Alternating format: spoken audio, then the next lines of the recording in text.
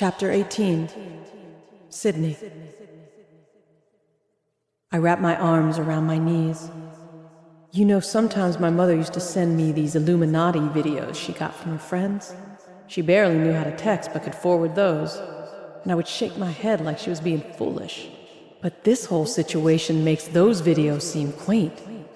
I squeeze my eyes shut as the connections keep forming in my head, lighting up as they do. The police presence has exploded over the last few years, with cops stationed en masse at subway entrances and stepped-up foot patrols that were supposed to increase safety, but haven't for the people who lived here. Preston and the many other people in the neighborhood who've been arrested over the last couple of years have likely been taken to Varentek's jails and prisons. All the new condos going up in any available slice of land are owned by BVT. Veritas Bank, the biggest lender to the new businesses opening, and the owner of so many of the defaulted loans of the past, is part of Varentek. And all the people who moved away and never checked in with old neighborhood friends, where were they? We can't tell anyone this, can we? This is lock you up and sedate you shit. I shake my head, trying to stop the conspiracy theory domino rally. Even if it's true, especially if it's true, Theo says. I never want to see the inside of an institution again. I was only at the one in Seattle for 3 soul-breaking days, trying to explain that I was fine, that Marcus had lied, that I wouldn't hurt myself or him. Just the thought of being ignored while I screamed the truth again makes me want to vomit. It took months to assure myself I wasn't actually crazy after Marcus's final act of humiliation, and all of this is making me start to doubt again. What am I supposed to do? I get up and pace. I'm not walking into a police station and announcing there's an organized movement to kill black people and steal our land, even though it's been happening in this country for generations and it shouldn't be hard to believe. Can we even call this a conspiracy theory? I mean, that's why the police exist in the first place. Of course they won't help. The last of my good nerves fray, so that I'm hanging on by a thread. Theo stands and steps in front of me, blocking my restless stride and forcing me to look up at him. We'll figure this out, okay? He runs his knuckles over my jawline gently, and I take a deep breath. How? I want to believe him, so bad. But at this point, I don't see any way this ends well. Sydney. Theo is grinning as he calls my attention back to him, though his eyes are somber. I need you to channel the confidence of a mediocre white man. I'll give you mine. We'll figure it out because we don't have any other choice. Right. I take a deep breath, steady myself a bit. Do you have chamomile tea or something? I prefer scotch, but I need something that won't affect my thinking. Let me see, he says, and heads down the hallway to the kitchen. I hear the hiss and catch of a stove being lit and jump out of my seat ready to fight when it's followed by a curse and a metallic crash. I'm okay, he calls out. I drop back onto the couch pillows and take a deep breath. There's no chance in hell that I can actually relax, but I try to collect my thoughts, which have scattered like fish in the koi pond at Prospect Park running from an off-leash dog. My gaze darts back and forth around the living room, really absorbing the differences between my house and this one. The paint is new and looks like the 1,000 thread count sheets of paint. There are little glass terrariums everywhere.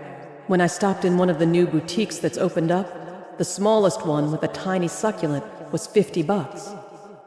An 8x10 of Michelle Obama sits on the mantelpiece, and a giant painting of an old white dude hangs above it, the kind you see in the lobbies of banks and government buildings.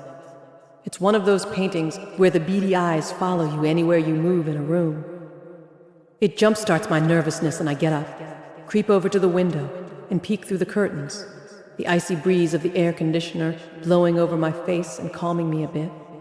The moving truck is still parked there, but appears to be empty, and no one is outside Mr. Perkins's place. When I lean closer to the window so I can see a little farther down the street, my thumb rests against the air conditioner and comes away sticky. I bend down, blink against the cold air hitting my eyes, and then freeze in my crouched position. There's a tacky spot in the shape of a heart on the front of the air conditioner, and when I check the make and model, it's the same as Drea's. I remember her purple-tipped fingers pressing the sticker onto the air conditioner after I'd helped her install it. Now it'll spread the love. Get it? Get it? My brain refuses to process the importance of the heart-shaped glue mark or the fact that the air conditioner that's gone from Drea's room is now here at Theo's house. Fyodor, who worked for the Russian mob at some point, who tried to grift a major corporation, who offered to pick the lock to get into Mr. Perkins's house, who clearly would do anything for money. Theo, who helpfully pointed out that all of this shit had started up when the Varentech deal went through, who found the perfect pieces of evidence to support my conspiracy theories, but who'd left out the fact that he'd elbowed his way into my research and my life at the exact same time. Damn it! I'd watched Theo through his window sometimes. Had he been watching me? These real estate companies would do seemingly anything to get their hands on people's properties. If I thought a company would murder, it wasn't that far of a stretch to believe they could hire a moderately attractive man to spend a few days seducing a lonely, broken woman before finishing the job. Nausea roils my stomach at the thought, but it's as possible as anything else in this trash fire of a world. Something lights up to my left, drawing my attention from the internal scream I'm swallowing, and I glance over to see an iPad on the lower level of the perfectly distressed couchside table. I don't even pretend not to be interested. That was what I did with Marcus at first, averting my eyes when a message popped up on his screen. It's supposedly bad to snoop, but Theo's own admission plays in my head. I am a liar. I lean over the arm of the couch and tilt the iPad so I can see the messages coming in under a conversation labeled Honey Cheeks. They're getting settled into the Perkins place. I still think we're moving too quickly. People are going to notice. Sydney is too unreliable to pose a real threat, but I'm taking care of her today. I was going to earlier, but they just had to bring that damn dog with them. Charlie said they wanted the house and the dog, but I thought his wife would wait until after we were done to trot it out. You know how she is with dogs. Eye roll face emoji. I hate rushing things too, but I'm not in charge here. Besides, my father is pretty sure even if they all notice, it won't matter. Other corps have raised entire towns. In the past, they've dropped bombs, polluted water. No one cares, LMAO. True, I could record myself shooting one of them in the face and get off scot-free, LMFAO. No one will pay any attention to this. Smiling face with horns emoji. I hate that she's in my house. Gross. Sad face emoji. Sorry, I had to make a decision after she ran into the street. She'll be handled ASAP. Good. She was so mean to me. Girl emoji. Knife emoji. Smirk emoji. Kiss face emoji. Hurry up. Your little cowgirl wants to ride, and if you finish fast enough, we can fit it in before the meeting. Cowgirl emoji. I'll try. Tonight's revitalization is going to be pretty intense. We have to get everything contained so it lines up with the parade. Everyone already associates it with violence, so it'll provide even more cover. You'll have to wait a few hours for this. Bone emoji. Keep yourself entertained and send pictures. A picture comes through almost immediately. Ponytail Lululemon, Theo's supposed ex-girlfriend, half naked in a nasty-looking public bathroom mirror, with her hip jutting out to give the illusion of ass where there is none. The clanking of cups in the kitchen signals that I've read enough. I tiptoe toward the living room door. Luckily, the house adheres to the rules of New Brooklyn. The flooring is new and doesn't squeak like at my place. And there's one of those big-ass mirrors in the hallway, so I can see what that traitorous motherfucker is doing in the kitchen.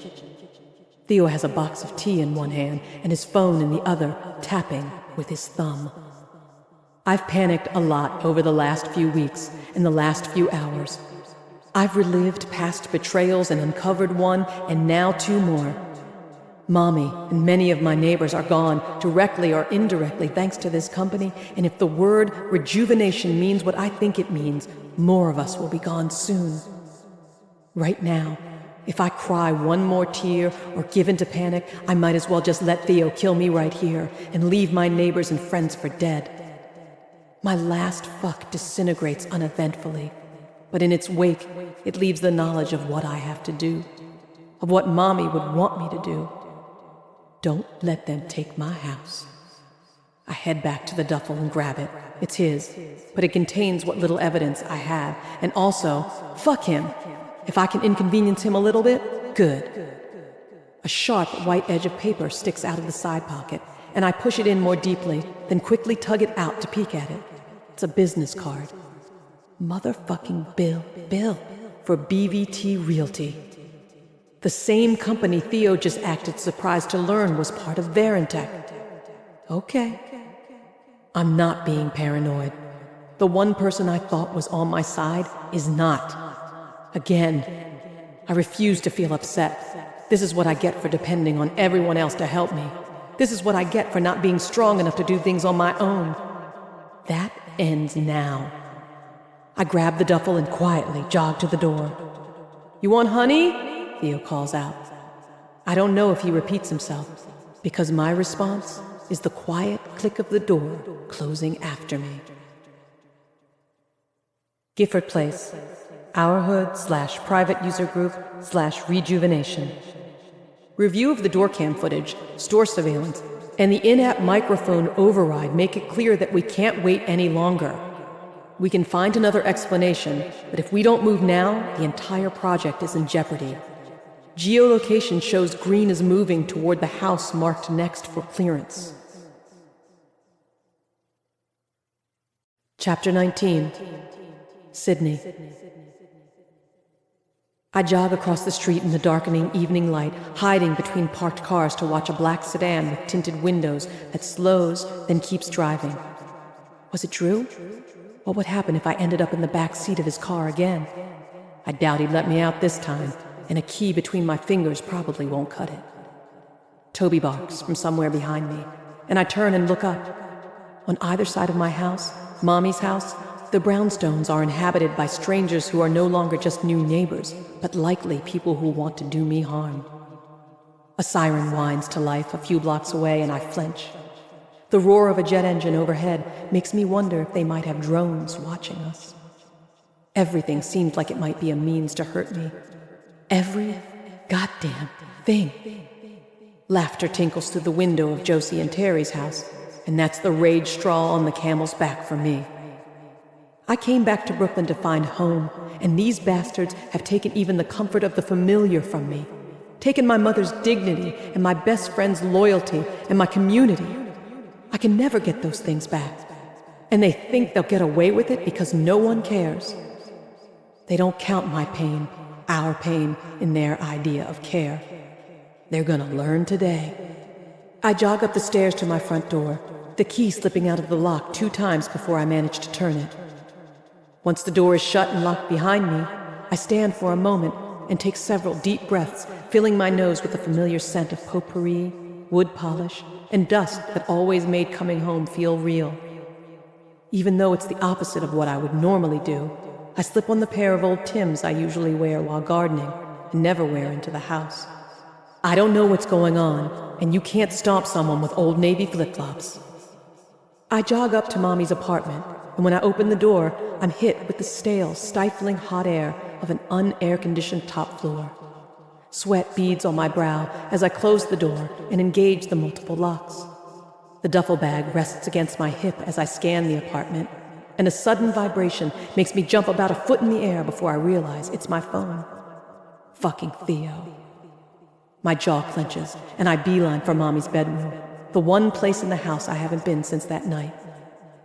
The room is simple, light blue with a dark wood bedroom set and a rarely used vanity, the kind with light bulbs around the mirror. It made me feel so glamorous as a kid when I'd sit in front of it, cataloging the features that were so similar to those of the woman I thought was the prettiest in the world, and sneaking dabs of her lipstick and blush. It's dark in the room, even though the blinds aren't closed.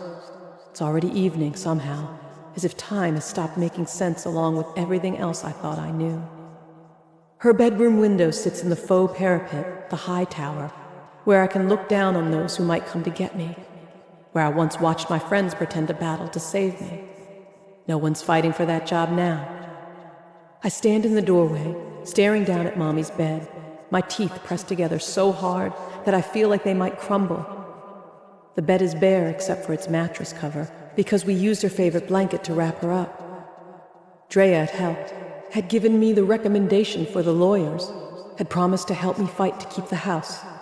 She said she didn't know why Mommy had agreed to sign over the house, and Mommy had never mentioned Drea pressuring her. The pressure wasn't always blatant. Drea had betrayed us, gotten paid, pretended to care, and then left me to fight this alone. Has she pretended to be my friend all this time? Has she hated me all these years when I thought of her as a sister? Did she tell them where the body was, and that's why Mommy is missing? Wait, Theo is the one who told me her body wasn't there. That might be a lie too. Everything could be a lie. I purposefully unclench my jaw and take a deep breath. No time for memories or for questions. I'm in Mommy's room for a reason. I head for her closet, pull down one of the familiar blue cookie tins as the persistent vibration of my phone purrs in the duffel on the window seat. No, this tin is too light. Must be her sewing things. I place it back on the shelf. Mommy did not tolerate me digging through her belongings, and I learned as a child to put things back exactly as they were. I find what I'm looking for in the fourth cookie tin I pick up, the heaviest one, the one with things rolling around like marbles inside. I place it on the bed, sweat rolling down my temples and pooling beneath my titties from the top floor heat of this room, and fight with the slightly rusted lid, eventually winning the battle. The lid pulls free, and there it is. Mommy's little silver revolver. It's not shiny anymore, how I remember it, and it's old enough that people would clown me if I posted a pic of it on social media, but I'm not pulling it out for social media clout. My grandfather had given the gun to her when she'd come up north, but she'd known how to use it since she could walk. That's what she told me, at least. Her parents taught her how to hunt for food, and how to protect herself when the white boys from town got bored and came cruising through their neighborhood looking to do evil, or if the brown boys she'd grown up with suddenly didn't understand the word no. I pick it up, the heft of it a familiar comfort that grounds me in the swirling tornado of my thoughts and fears. Mommy taught me how to use it early, and then taught me never to touch it unless there was an emergency. I think she'd agree this counts, given what I know of her definition of emergency. Fitzroy told us the story of Mommy making a man dance at the end of this gun during the blackout. He probably didn't know she'd run my daddy off the same way. I only found out the truth toward the end of things. We'd been watching Goodfellas in her bed, and during the scene where Karen shoves a gun into Henry's mouth as he's sleeping after she finds out he's cheating, Mommy laughed so hard she'd lost her breath. I forced her to take a few sips of water and asked what was so funny. Just memories. That's how your daddy woke up after the first and last time he hit me, she said, her gaze soft and unfocused and the slightest smile on her face. I wish I'd told you that earlier. How to treat men who want to make you small, crush you under their heel. She looked into my eyes, her gaze loving but hard. I put my gun in your daddy's mouth, and I made him apologize. And then I told him, if you ever hit me again, you better kill me, because next time I won't hesitate to pull this trigger. He left not long after that, before he knew about you. I grasped the bullets from the box and the tin with clumsy fingers and load them into the chamber, thinking of all the people who think they can hurt everybody else with no consequence. Most times, they're right. They live long, successful lives while using other people's necks as ladder rungs. I don't have a plan just yet, but this is not going to be one of those times if I can help it. I'm not going to let Varentech, Josie, and Terry, Ponytail Lululemon, or anyone else continue to take what's mine. Something flashes into my eyes through the window as I push the chamber back into place with the heel of my hand. Theo is in his window across the street, eyes wide and waving around a mirror with a flashlight pointed at it, some kind of Boy Scout trick to get my attention. I give him the finger, jamming it up into the air hard, and then pressing it to the glass as my rage at his betrayal flares up in me. I'd expected him to have dropped the act already, but his hair is on end and his face is flushed as he tosses the mirror and picks up his phone, waving his other arm and pointing at me, waving and then pointing at the phone. I can see that confused brow knit of his from all the way over here. I shake my head, pissed off that he has the nerve to look legitimately distressed, but I don't take my eyes off him even as I stick the Ziploc baggie of bullets into my pocket. He bangs his window pane, and because his window is open, I hear him when he yells something in frustration. Please! Because I'm not my mother's daughter, just her diluted progeny, I second-guess myself. One doubt is all it takes. I pick up the phone when it vibrates again. Sydney, what the... He reins himself in, and through the window I see him drop his hand onto his hip in an almost comical way. You need to get out of your house, now. He's downstairs. Can you go down a fire escape? He's in the house. His panic hits me like a wave through the phone, so real, or maybe, like the phone call that trapped my mother, just some fast talking designed to lure me into a trap. Theo knows how to do that. Talk and make you feel safe. Who is he? Why should I believe you after your little conversation with Kim? I saw you texting her while you were in the kitchen. I read the messages. I watch him, expecting him to show some sign that the jig is up, but his exasperated expression doesn't change. I remembered where I'd first heard the name Varentek and was looking up something. What messages? The ones that popped up on the iPad in the living room, honey cheeks, next to Drea's air conditioner, the one missing from her room. That's Kim's iPad. And her new air conditioner. He shakes his head. And honey cheeks has never been in my vocabulary. The closest I've gotten is howdy doody. I want to believe him so badly it hurts. The possibility that everyone has betrayed me is too much to deal with. Theo suddenly dives, mostly out of view. Then the top of his head from his eyes up returns. He's on the second floor now in Drea's apartment. The fake Con Ed guy. He was in the cab of the moving truck, and I saw him get out and go into your house. Please! His voice breaks. I know we're in this insane situation and nothing makes sense, but I wasn't talking to Kim. I have no idea what Kim has to do with any of this. I like you, and I wouldn't try to hurt you. The only thing I did is... What did you do? I've been stealing from the rich people in the surrounding neighborhoods, he says in a rush. Not like Robin Hood. The money was for me. The uptick in car break-ins and house burglaries people have been talking about was me. And one of the guys I used to fence the stuff asked me if I had any leads on real estate. I told him there was an empty lot. What? My grip on the gun tightens. He asked me if I knew any places going for cheap in my neighborhood, to keep an eye out because he'd heard the Varentek deal was going to go through. I told him there was an empty lot being used as a garden, because I assumed he'd ask to buy like a regular person. I don't know if he had anything to do with this stuff. I swear, Sid.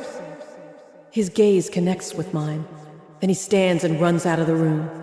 I hear the pounding of his footsteps and his heavy breathing through the phone. He's heading for the third floor. Hide somewhere now, Sydney. I'm coming for you. He hangs up. I still don't know if I can trust him, but I decide that at the very least I will hide. I'm feeling mad petty, but I'm not going to die just to spite Theo by ignoring his warning. I close and lock my mother's bedroom door. The fake Con Ed dude was big. He likely has something letting him bust through the locks on the outer apartment doors. Maybe he even has the key. What he doesn't have, what none of these motherfuckers trying to take over my neighborhood have, is the knowledge of someone who grew up here. Someone who doesn't see these houses as just a place to show off to their rich friends or post pictures of on Boomtown. Wood cracks with a loud split in the living room. The outer apartment door, which confirms that Theo was telling at least a bit of truth. Someone is trying to get me. I slide into the closet, close the door behind me, and turn the key that sits in the lock inside of it. The lock isn't heavy duty and was installed to keep visiting kids and nosy house guests out of Mommy's things when locked from the outside. Locking it from the inside was another, in case of emergency bonus, the poor woman's panic room. I tuck the gun into the waistband of my pants and do the thing I received my only ever spanking for, not because I'd done anything bad, but because I'd scared the shit out of my mother by disappearing for hours. I push through Mommy's dresses and trousers, still hung neatly and carrying the scent of her, and unlatch the door in the wall at the back of the closet. It leads to the servants' staircase, a feature built into many of these brownstones. For once, the excess of the rich people who lived here in the past comes in handy. Thanks, Frederick Langston. I step into darkness and close the secret door behind me. The air is surprisingly cool, and what feels oddly like a breeze blows up toward me, even though our steps don't lead down to a cellar like many people's do. After the initial jolt of fear at what might be lurking, I turn on my phone's flashlight and start making my way down. I try to walk quietly. These stairs are 100 years old at least, and the last time they were maintained was when Mr. Perkins made a bunch of repairs after I got stuck in here that one time. 25 years ago? After the first few steps don't break beneath my weight, and an army of rats doesn't swarm up the passageway toward me, I gain a bit of confidence. I start to move faster, the darkness crowding down the stairs and up behind me, where the weak phone light doesn't reach. A spider web clings to my arm and I shudder, but when I hear crashing upstairs in the bedroom, I could give a good goddamn about a spider or a creaking stair. I'm jogging now.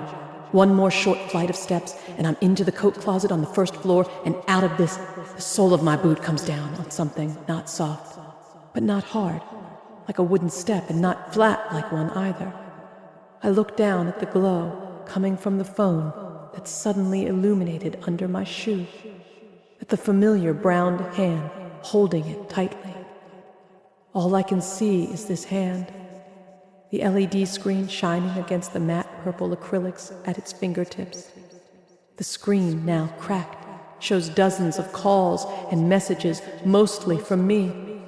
The battery power is a sliver too thin to be seen, but reads 1%. Drea, I whisper, and even though I resolved not to cry and not to panic, that was before this horror lurking around the bend in the staircase. My sinuses burn and tears well up. Fuck. Drea, why? I can't bring myself to look at her face yet. And though some part of me knows I need to move past her or die, my ass drops down to the steps and I tug the phone from her hands, wincing when she seems to hold onto it. We played like that sometimes, me tugging to see what wild text she'd just received. But this isn't a game. It's rigor mortis. I put in her unlock code, and our text chat opens on the screen. I finally see the last thing she'd been typing, the unsent message that has been haunting me for days. Love you. I'm sorry. The phone shuts off, and I sit, unmoving and unbreathing, as the darkness blankets on us both. Chapter 20. Theo. I have a ceramic knife from Crate and Barrel in one hand, and a ridiculously tiny crowbar shoved in my back pocket as I jog across the street. Kim's vast array of power tools are suddenly put away somewhere, instead of lying all over the place and tripping me up. Maybe she thought I would sell them. Or, more nefariously, maybe she didn't want me to have anything to defend myself with. Kim, the woman I thought I could pin my future to. Kim, who had texted something that made Sydney flee in terror. Kim, whose father's name had come up as a Varentech Pharma shareholder, as well as a lawyer for BVT Realty as I'd waited for the water to boil, as Sydney had freaked out and run away. The iPad is in my other hand, but I haven't read the messages because I have to go fight a man who's likely a trained killer with the assistance of a kitchen knife. Not being able to call the police when you need help really sucks, I'm learning. I stalk to the house, aware that eyes are on me, tracking me from windows I use to peep into from my own, and from the cameras that have popped up on several of the houses. A shadow is silhouetted by the warm lamplight in Melissa's apartment. The curtains flutter in Josie and Terry's living room, and Toby barks.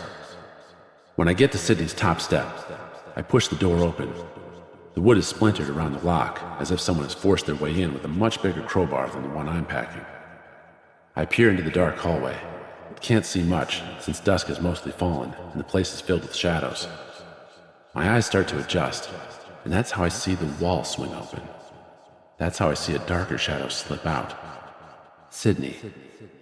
The iPad pings suddenly, the screen going bright and illuminating me as I instinctively turn it to read the message that's come in. Sydney's head whips my way as my eyes skim over the messages, the latest of which is, "Did you get rid of that skank?" An earlier response from whoever Sydney assumed was me has a knife emoji aimed at a black woman. I am holding a knife. Sydney is a black woman. Correction. Sydney is an armed black woman. "This looks really bad," I say, holding up the knife and the iPad as she points a gun at me. I really wish I'd read this beforehand. I would have carried the shovel over instead. Her gaze is empty, her expression blank, but her whole body is shaking. "Drop it." I put the knife down. "Okay, let's get out of here," I say. "You have the gun, you have the power, we can figure this out once we're outside." Tears spill from her eyes, and her expression crumples and then smooths as she battles to keep her composure. "Did you know about Drea all this time?" She sucks in a breath and turns the gun from side to side, but with the muzzle always pointed at me. "While I worried and checked my phone? While I was pissed off at her for taking their money? Did you know she died like a rat in the wall?" Her voice fades into a broken, wounded wail, and I understand that something horrifying has happened in the few moments since I talked to her on the phone. A second shadow moves against the wall near the top of the stairs. Someone walking slowly along the second floor landing. "We need to get out of here," I press. "Remember? The man who did you know?" Her eyes are wild, and I don't think she even remembers that someone is trying to kill her. Or if she does, she stopped caring. "I didn't," I said gently. "I'm sorry." But I reflexively chuck the iPad as hard as I can as the shadow takes solid, bulky form at the top of the staircase. I'm sure it doesn't hurt much as it smacks into the man, but it does the job of knocking him off balance. A bullet bites into the wall to the right of Sydney's head. He's got a gun with a silencer. "Motherfucker!" she growls, turning and popping 3 shots off at him. She isn't using a silencer, and the sound echoes loudly in the hallway. The intruder twists and tries to dodge, but the motion, paired with at least one bullet hitting him, sends him sliding down the steps. I snatch up the knife and run to meet him as he reaches the bottom. He tumbles ass over feet when he hits the bottom landing, and I jump onto him before he can get his bearings. I straddle his chest with enough force to crush his solar plexus between the steps and my body weight, knocking the wind out of him. His muscles tense beneath me as he pulls against something. His gun hand is between the poles of the banister, and in my peripheral vision, I see Sydney trying to tug it from his grip. Shit. One wrong move, and he might... No. She smashes a booted foot into his elbow, and I hear him hiss, followed by the sound of something heavy hitting the ground. I bring a fist down on his nose, and then his windpipe with one hand before plunging the knife into his side with the other. It goes in smoothly, gives barely any resistance as I twist, and I finally understand why Kim paid so much for this thing. He cries out and tries to throw me off, but I press down with all my weight, jabbing the knife with one hand and punching him in the side of the head with the other, again and again, until he stops resisting and goes limp beneath me. The light switches on, and I blink back over my shoulder at Sydney. My left hand is wet and stained red, and I use the bottom of the guy's black t-shirt to wipe it off. The iron-rich scent of blood, like a butcher shop, and shit fills my nose, and I try not to gag. The face of the man who tried to kill Sydney is bloody and swollen, but I can see that he looks a little like me.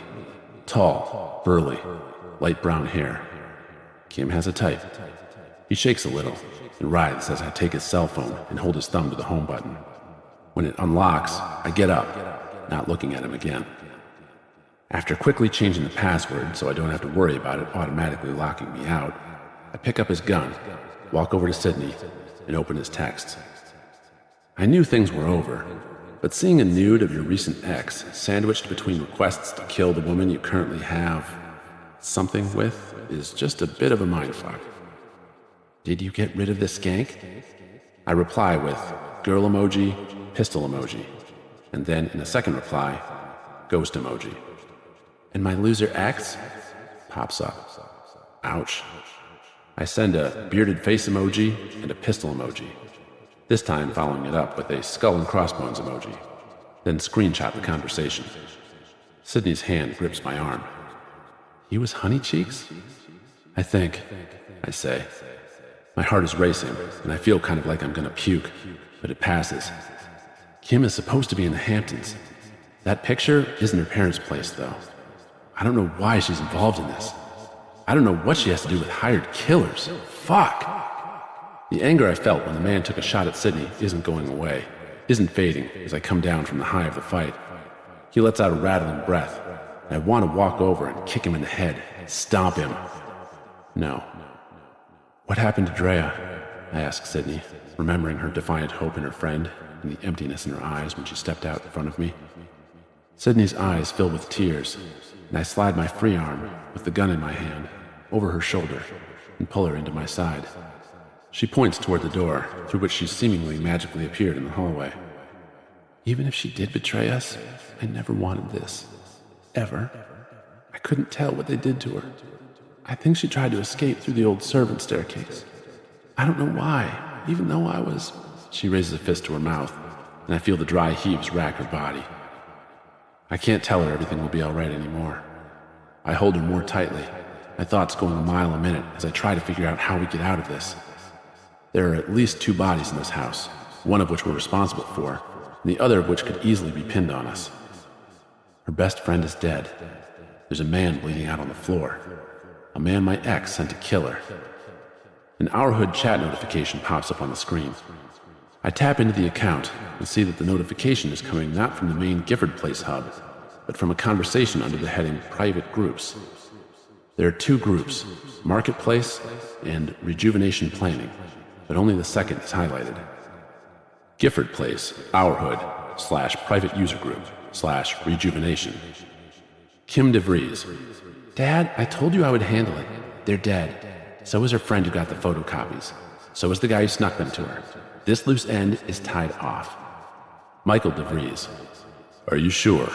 The last thing we need is this popping up in the news. Everyone else will be handled, but she was the only one who stuck her nose where it didn't belong. Make sure her house, emails, social media, and close friends are cleared too. Kim DeVries. It will be taken care of. Josie Ulner. Do you know how many stories are reported each day that should have people burning this country down? Dozens. A few people get mad on social media. Every once in a while, some poor sap goes to prison for a few years to satiate the plebes. To be frank, if we pull off tonight's rejuvenation with minor complications, it doesn't matter who finds out. Josie Ulner. As I tell Arwen, we are the sticks and stones, and we are the words. No one can hurt us, especially not social media stories, which have the life cycle of a fruit fly. Let's just get this done. Terry Ulner. Yes, we have contacts in most major newsrooms, and there's always a more titillating spin on the story. With the parade and parties this weekend, there will doubtless be a shooting or molestation for them to focus on. If not, we'll make one happen. Kim DeVries. Besides, what can they do? Call the police? LMAO? Let's just get ready for the meeting tonight. After the rejuvenation, the next phase is going to move fast, and we have to get our press releases, contracts, and containment services lined up. Sydney is reading over my shoulder, and I'm pretty sure both of us are too shaken up to really process everything that's happening. What is a rejuvenation? Sydney asks. They keep mentioning it. I scroll through the group conversations and see nothing else that makes sense to me. Can't find anything, I say. I click to the other private group and see a post asking if there are any houses available with central air conditioning. It seems to just be a real estate listings page. There are posts in the other private group, but we need to get out of here. They might figure out this guy didn't finish the job soon. She nods, and continues to nod, as if running through things in her head. They're gonna do something big tonight. Something worse than what they're already doing. That's all we need to know. I check the gun to reacquaint myself with the feel of one, and make sure there are no tricks to it. It's a simple Glock, older model, with a silencer screwed on. Sydney checks her revolver too, loading bullets into the chamber to replace the ones currently lodged in her hallway and in the body of the man on the floor. Sydney? Sydney? Someone is calling her from outside. Let's go, I say. When we step through the front door, there are people gathered in the street, and more arriving, the glow of the streetlights silhouetting them. Of course they're out there. This is a neighborhood where people care about each other, and 3 gunshots went off in Sydney's house. Ms. Candace is front and center, hands resting on the head of her cane. Sydney, what was that noise? Is that blood all over you? What in the... Her words drop off as the streetlights and every other light on the block blink out, leaving us in darkness. Chapter 21. Sydney. We've had blackouts and brownouts in the neighborhood since I've moved back. When the grid gets hot, we get shut down so the richer neighbors can stay cool. The fact that the electrical company feels comfortable admitting that seems sinister given everything else going on. I can think of a million possibilities tying this coincidence to all of the fucked up things that happened this week. Maybe the other power outages had been conditioning. We're used to this happening now. We're not supposed to worry that the rest of Brooklyn's bright in the distance, not knowing or caring what goes on in the dark at Gifford Place. This knowledge combines with the darkness and the humidity, pushing me down into the asphalt. My heart was already beating out of my chest, and now I get goosebumps despite the heat, because this blackout feels different. Drea is dead. She's never coming back. Rejuvenation. A man just tried to kill me in my own home. Clear out. My breathing starts to come fast and shallow. The pain in my chest, a seed of anxiety ready to sprout and bind me, choke the breath from me. No, I have to keep it together. An image of Drea's last words in text pops into my head. I force it away. If I think too much, I will die. That's the bottom line here. I take a deep breath, and another. Breathe. Well, shit, Miss Candace says from somewhere next to me. This ain't good.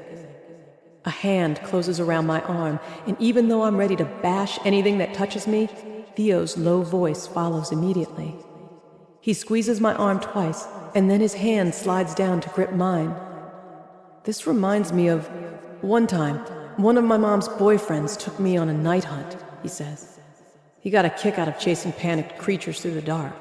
This feels like that, except I'm not one of the hunters this time. Let's walk Candace back to her place, I say, as one by one, cell phones glow into the darkness around us, like giant blue lightning bugs floating up and down the street. Damn, I wanted to watch the game tonight, but the network is down too, a man I don't know by voice says, sighing dramatically as he waves his phone around. Can't even use my phone as a hotspot. Fuck out of here with this shit, man. Look, medical center been closed down for years, and they got electric? He waves his phone down the street. His friend, standing beside him, laughs. You think they got a TV that play ESPN in there? Their joking only adds to the sense of unreality, because when I look down the street, there are lights on in the old hospital. They're having a meeting, Theo says quietly. And the lights are on in the hospital Varentech just bought. I don't think that's a coincidence. I swore I saw something in there the other night. What was that noise that came from your house, Sydney? Candace asks again, nudging at my other arm. Firecrackers. I think you need to go be with Paulette, Miss Candace. She's probably scared since she doesn't like... Oh, fuck. Paulette's ramblings about the 77 blackout come back to me. Earlier, I was telling Theo how these things happen in cycles. White people clamoring into a hood, be it the original Algonquin hood or closer in history, like Weeksville. If I'm right, what Paulette said makes this darkness even more frightening. Break and build. This is the breaking point. I look down the street in the direction opposite the hospital, in time to see more cell phone lights blink on in the distance. No, not cell phone lights. It's the faraway mirror images of the cell phones near us on reflective surfaces.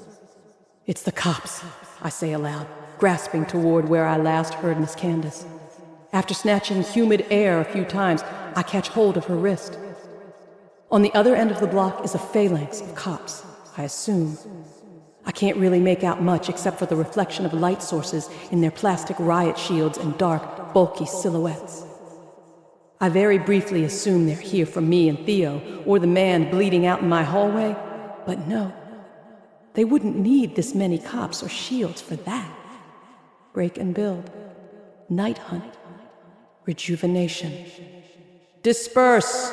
A voice shouts through a bullhorn as the march of footsteps sounds through the street. Disperse! Anyone continuing to riot will be arrested and puts themselves at the risk of lethal force. Continuing to riot? The man who had joked about the hospital repeats. The fuck? Ain't nobody rioting. Everybody get inside, Theo shouts, jogging and pulling me along toward Candace's house. Get inside your houses and don't let anyone in.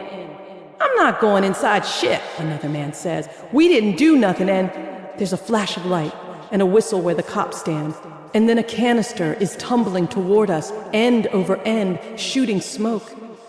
It lands by the man who was talking, and he reflexively kicks it, sending it back toward the growing cluster of police. Assault against a police officer is a felony offense, the cop with the bullhorn says, and there's laughter in his voice. They charge. It's a short run to Candace's, but she's old. We start to fall behind as she limps, but one of the guys next to us scoops her up without a word and sprints to her stoop, then keeps going without waiting for a thank you. A knot forms in my throat as he melts into the darkness. This is what Gifford Place has always been to me, someone helping you without a second thought and keeping it moving. This is what the people behind this rejuvenation are trying to destroy. Jen and Jen's door opens, and they pop their heads out. What's happening? Jen asks, her eyes wide. Go back in and don't come out, Theo says harshly. Jen looks hurt. I just want to help. Should we call the police? Baby, go inside, Miss Candace says in her firm but friendly tone as she opens her own door. Shit is about to get real, and I don't want to see you hurt, okay? Jen comes up behind Jen, pulls her in, and slams the door shut. Candace looks down at me and Theo. And you two, get in here now. You need to tell me what's going on. Her voice is a little less gentle with us. We have to go to the medical center, I say, thinking about those lights that shouldn't be on. We'll come check on you after. Get inside, hide, don't let them find you. Candace puts her hand on her hip, her patience gone. Girl, if you don't stop playing and get your ass inside this house... That tone would have worked on me any other time. But Candace doesn't understand, doesn't know that some of our friends are dead or in danger. I think of Drea's face when I'd finally looked at it. She didn't look peaceful like Mommy had. Foam had dried at the edges of her mouth, and her eyes had stared toward the door as if she'd been expecting me to open it and find her. I hadn't. I'd walked past her how many times? I'd heard scratching in the walls. Maybe it had been her. Maybe. Sydney! Theo yells right in my face, and I realize that I was starting to give in to the panic. Let's go. Theo holds my arm as we run, and he guides me across the street as another smoke bomb streaks by us. The hospital looms ahead of us, the brighter lights of the lower floor illuminating the base of it and making it look even more imposing. Where are we going? I ask. When I saw Kavan, he appeared out of nowhere, but it was here. If he got out, then there's an entrance or exit we can use to get inside. I watch him as he looks back and forth, his jaw rigid and his shirt splattered with the blood of a man he killed for me. Why are you doing this? I ask. This isn't your neighborhood, and I'm not anything to you. Maybe not, he hops, but you know us strange white dudes have a hero complex. Of course I'm going to swoop in and save the day. If you don't get killed, I remind him. I'm hoping to avoid that outcome. I don't want anyone else to die, but I really hope Theo in particular avoids that outcome too. I don't know if either of us will, given the war zone sounds coming from my neighborhood. We skirt around the chain link fence, and he moves to touch it, but then pulls back. Either running in these jeans built up some static electricity, or this is now electrified. It wasn't the other day. Shit. The cops are starting to reach our end of the block. There are knots of people tussling in the streets. Think, Sydney. Remember I told you those urban legends about people getting pulled underground? I ask. Now that we're in the middle of this, years and years of rumors that people have been kidnapped and dragged into this hospital start to make more sense. When I did the research, I did see a brief entry about supposed underground tunnels to the hospital, Theo says. It was debunked, but the rumors said they were built during the war when the hospital was a factory. If those are still in use... We were always told the mole people would get you if you walked on subway grates or metal cellar doors. I look over at the bodega. Come with me. I grab Theo's hand and dash across the street to the bodega, to the metal cellar door outside it. And people kept mentioning feeling rumbling underground, and I felt the shaking in the middle of the night myself. I heard something in here the day before Tony arrived. Maybe there's a way in through here. I try to lift the door, but it doesn't budge. Hold on, Theo says, then pulls what seems to be a baby crowbar out of his back pocket. I raise my brows at him. You just carry that around with you? He slides it between the two metal doors and starts working it back and forth like a berserker until finally, whatever locking mechanism is holding the door closed from inside pops. He makes a big show of lifting first one cellar door open and then the other.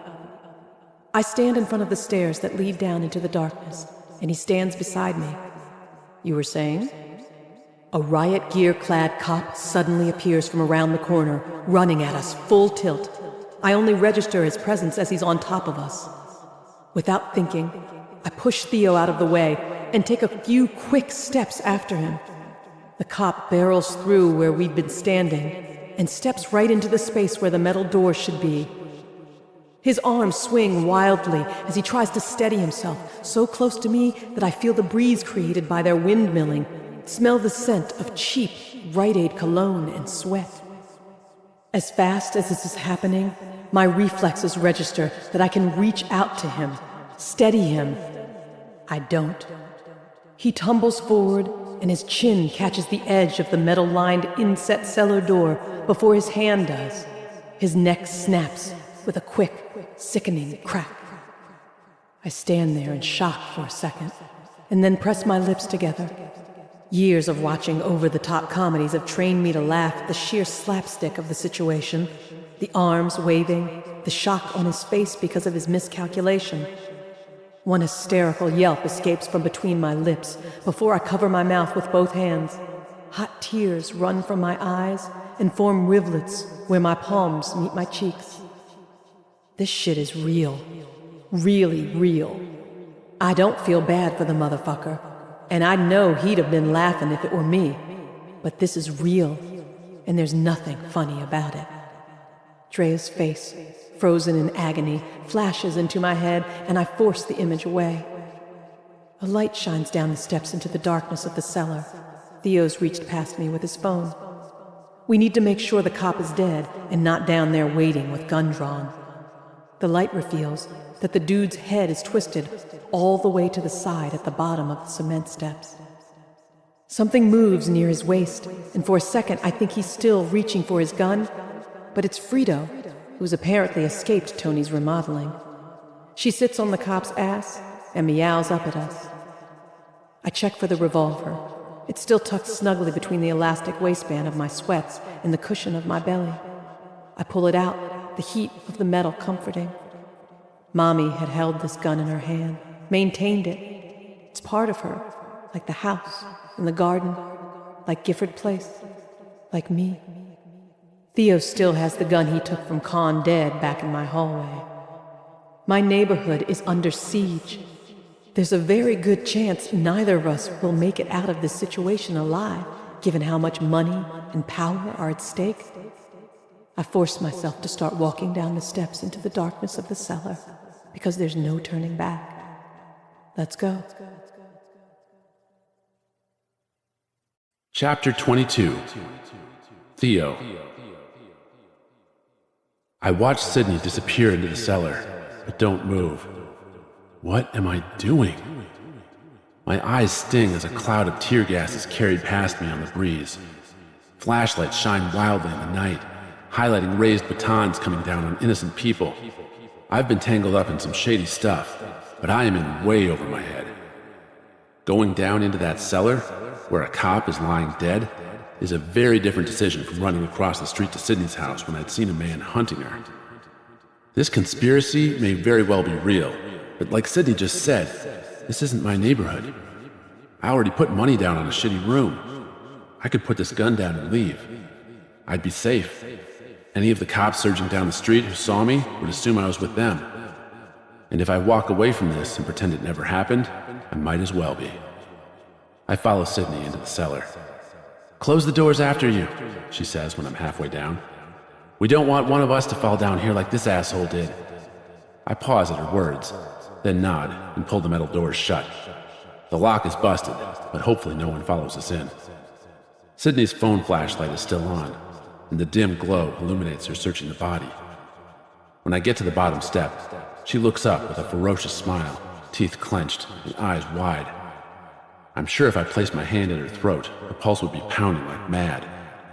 I've seen the same look before, and have probably given it after pulling off a job that could have ended with me in a body bag.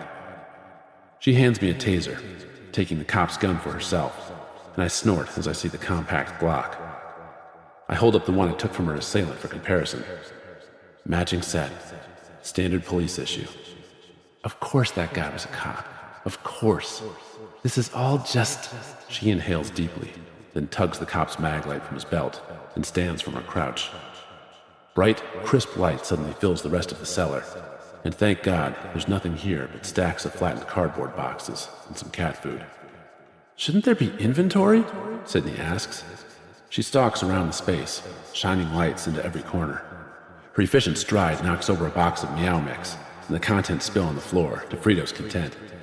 Sydney passes the light over the bare cement walls, and we both search for a few minutes, neither of us commenting on the muted noise of screams outside, and eventually a gunshot that makes us both jump. "Maybe I was wrong," she says, leaning down to stroke Frito, who's winding around her feet. She stays bent, flashlight tucked beneath her arm and pointed behind her, and that's when I see it, the thin strip of shadow in the cement wall. I step around her with the crowbar. The flat edge of it just fits into the slit, but I don't have to do much more than one lever. This door swings back into the cellar smoothly, quietly. "I can't believe I made fun of you for having that," she whispers as it opens, and then we both tense. A breeze blows my hair back as I step in front of her with my gun raised.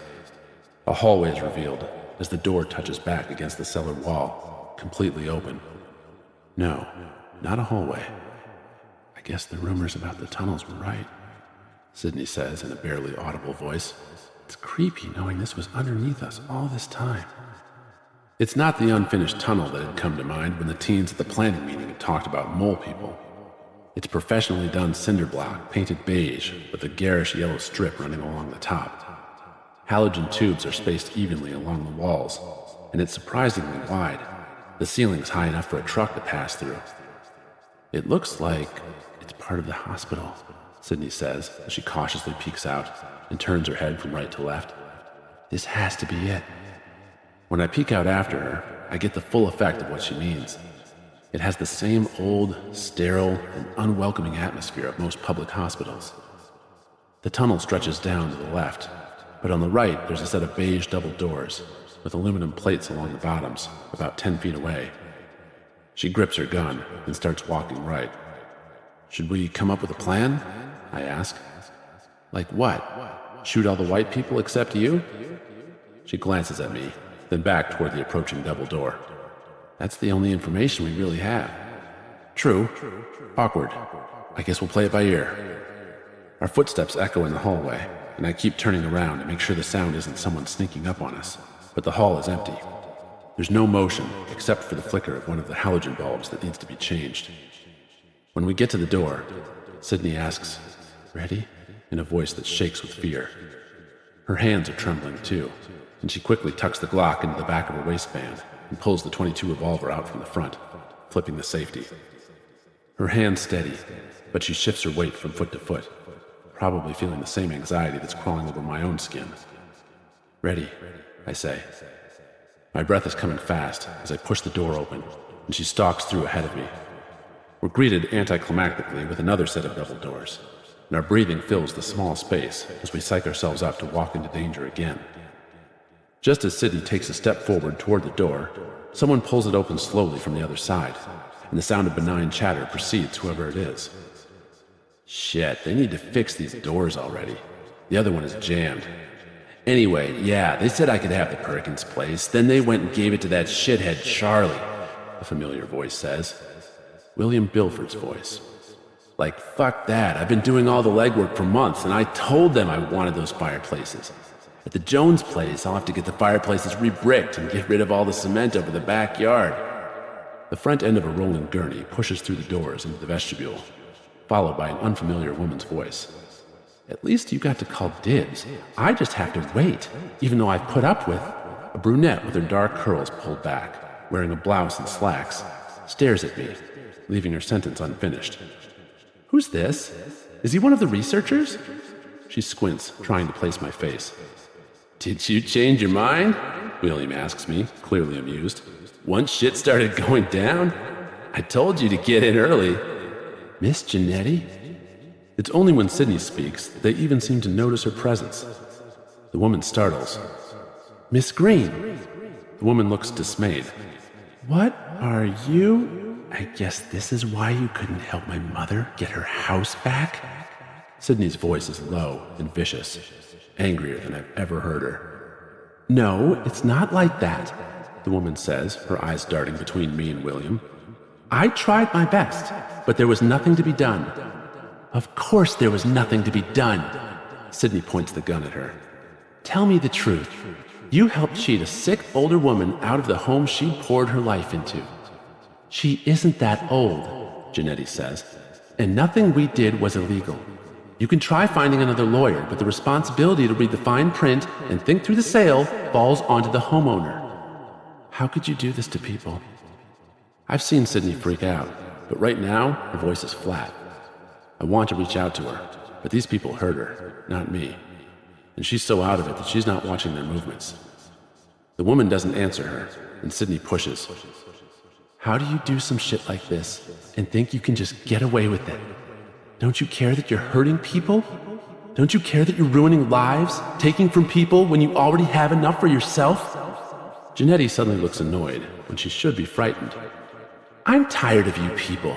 You're saying all this now when you weren't even responsible enough to make your appointment on Thursday. Just like your mother, crying after the fact and expecting special treatment. If your mother wanted to keep her house, she should have paid her taxes and not been so ignorant she fell for... The woman's words are cut off again, but not by surprise or by a question. This time, it's by the bullet currently lodged in the area of her brain, located behind her palate. The blast of the gunshot reverberates into the vestibule, and the woman keels forward onto the gurney, eyes wide. Christ, Sydney! I yell, jumping back, but she ignores me, her focus laser sharp on William. Bill! She turns her gun toward him.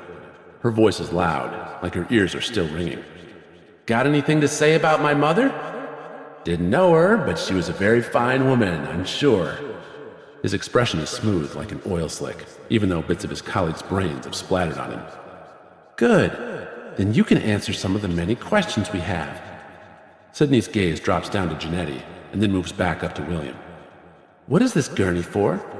Why are you talking about having dibs on Mr. Perkins's house?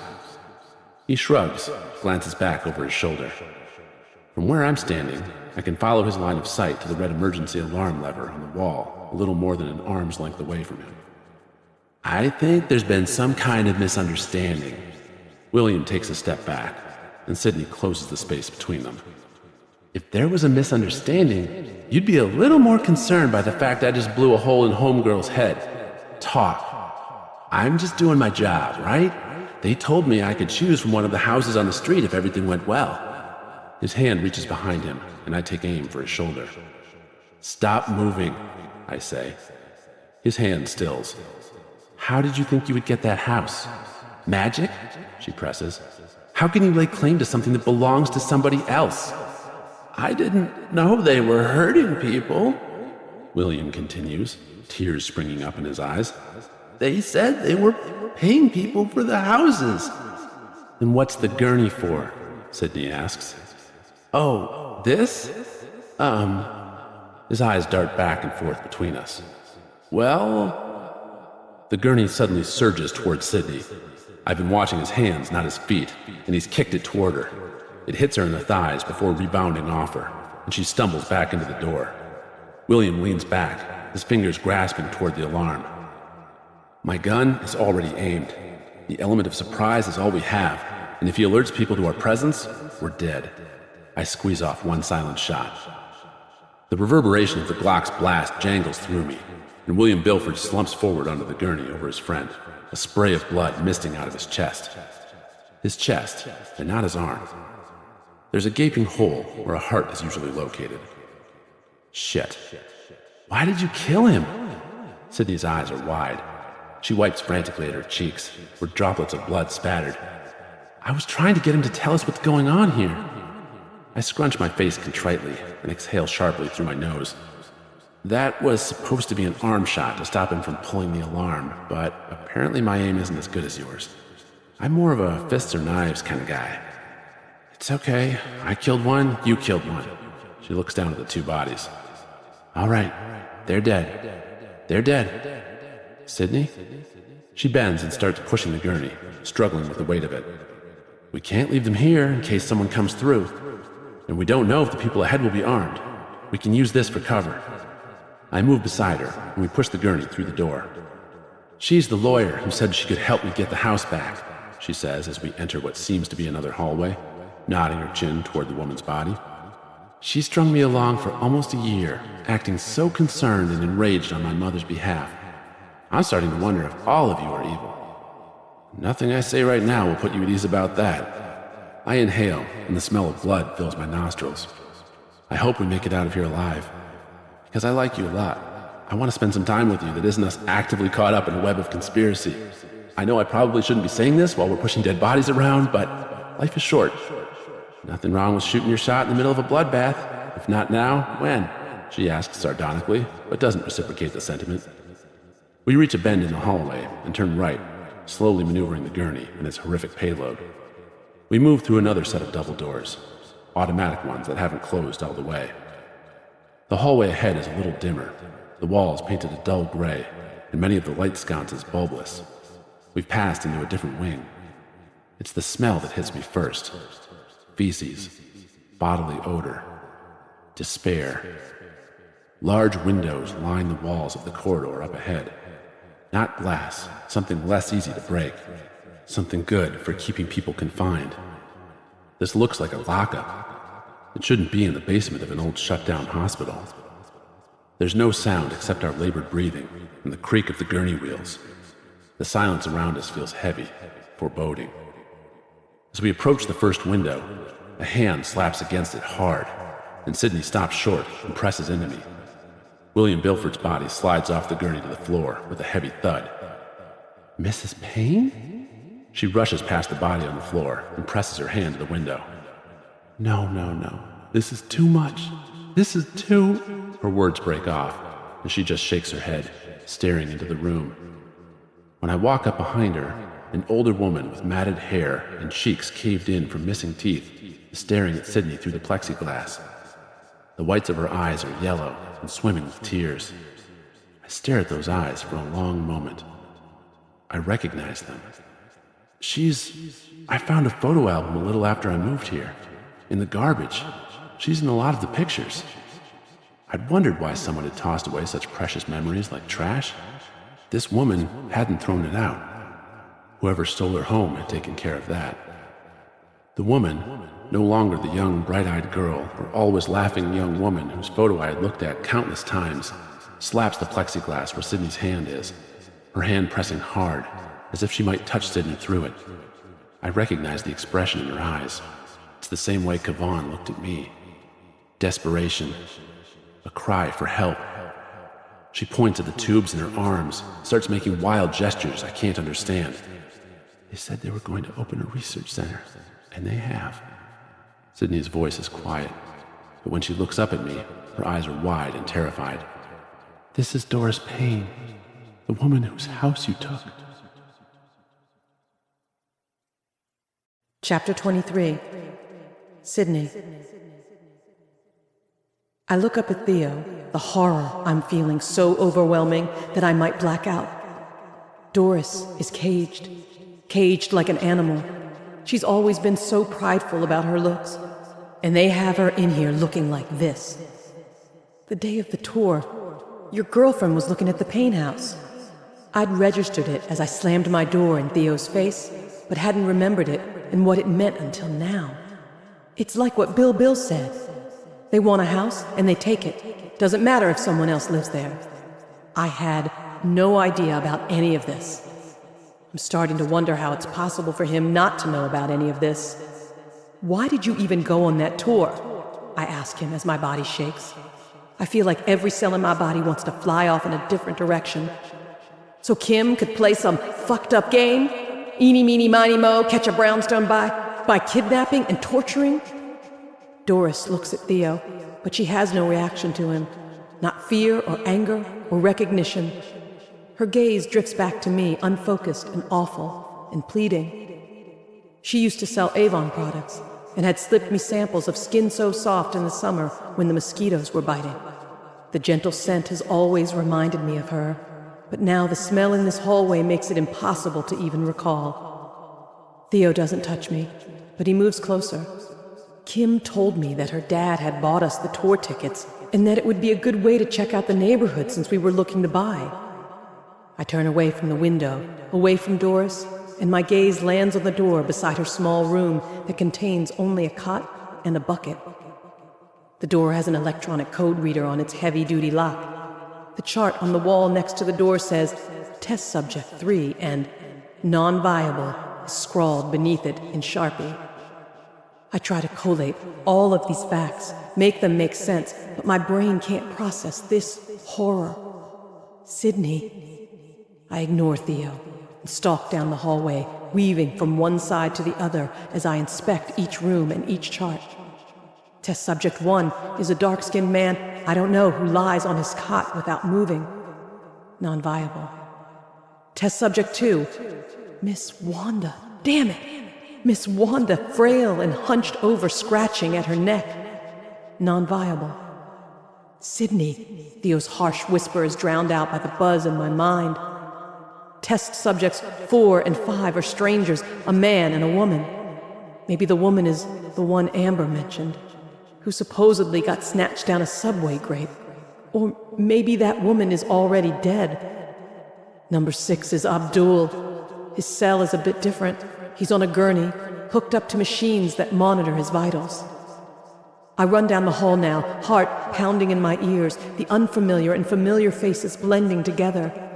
Stranger slapping at his own head.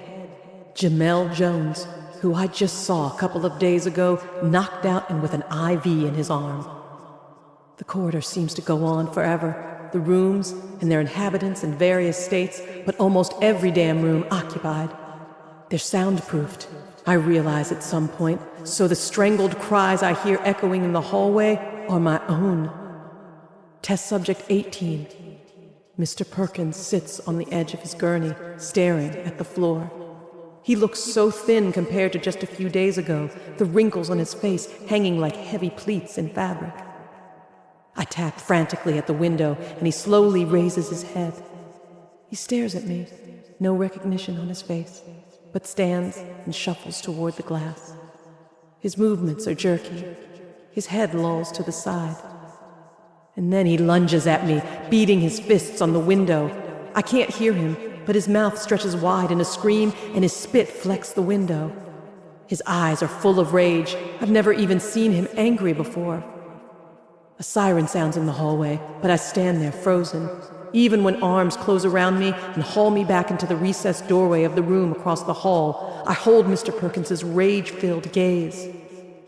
The double doors that cap this wing open slowly with a prolonged whoosh, automated, and 2 white women rush into the hall, one brunette, one gray-haired.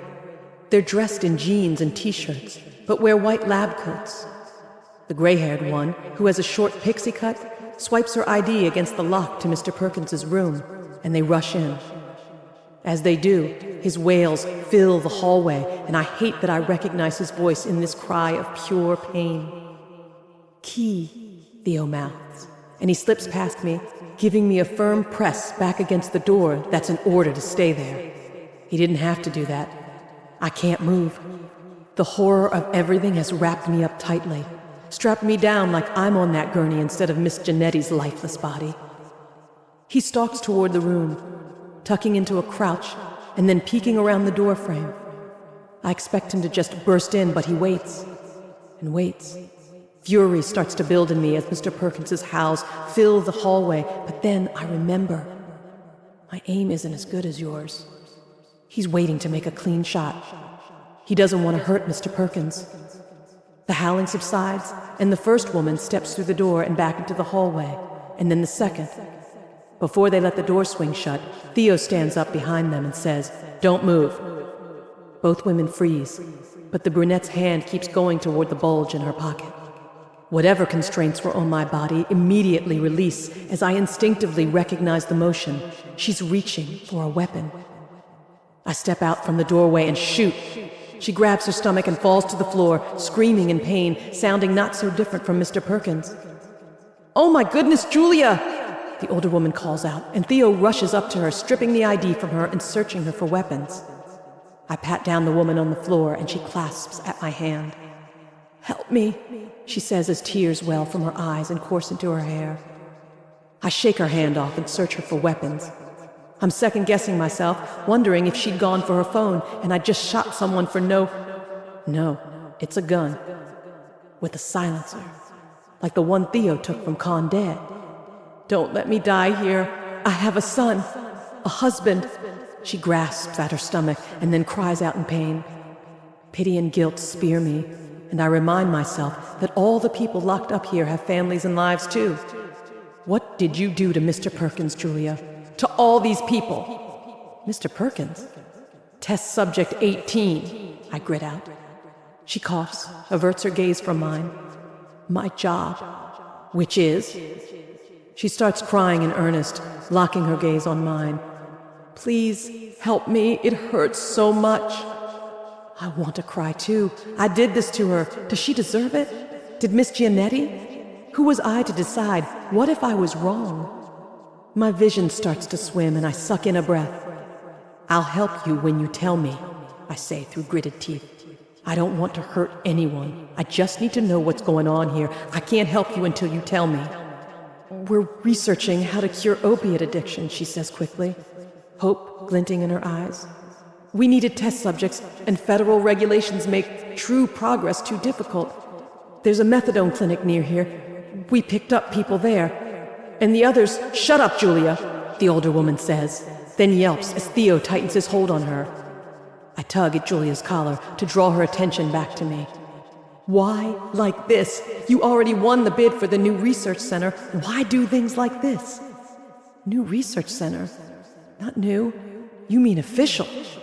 Julia's words are sluggish, and when she smiles, her teeth are sheened with blood. "And we do it because we can." I back away from her, holding the gun, and she writhes on the floor and screams, "Help me, you bitch!" "Go start unlocking the doors," Theo says from behind me, handing me a keycard. "Start at the other end of the hall." "But," he takes her gun from my hand. "Go."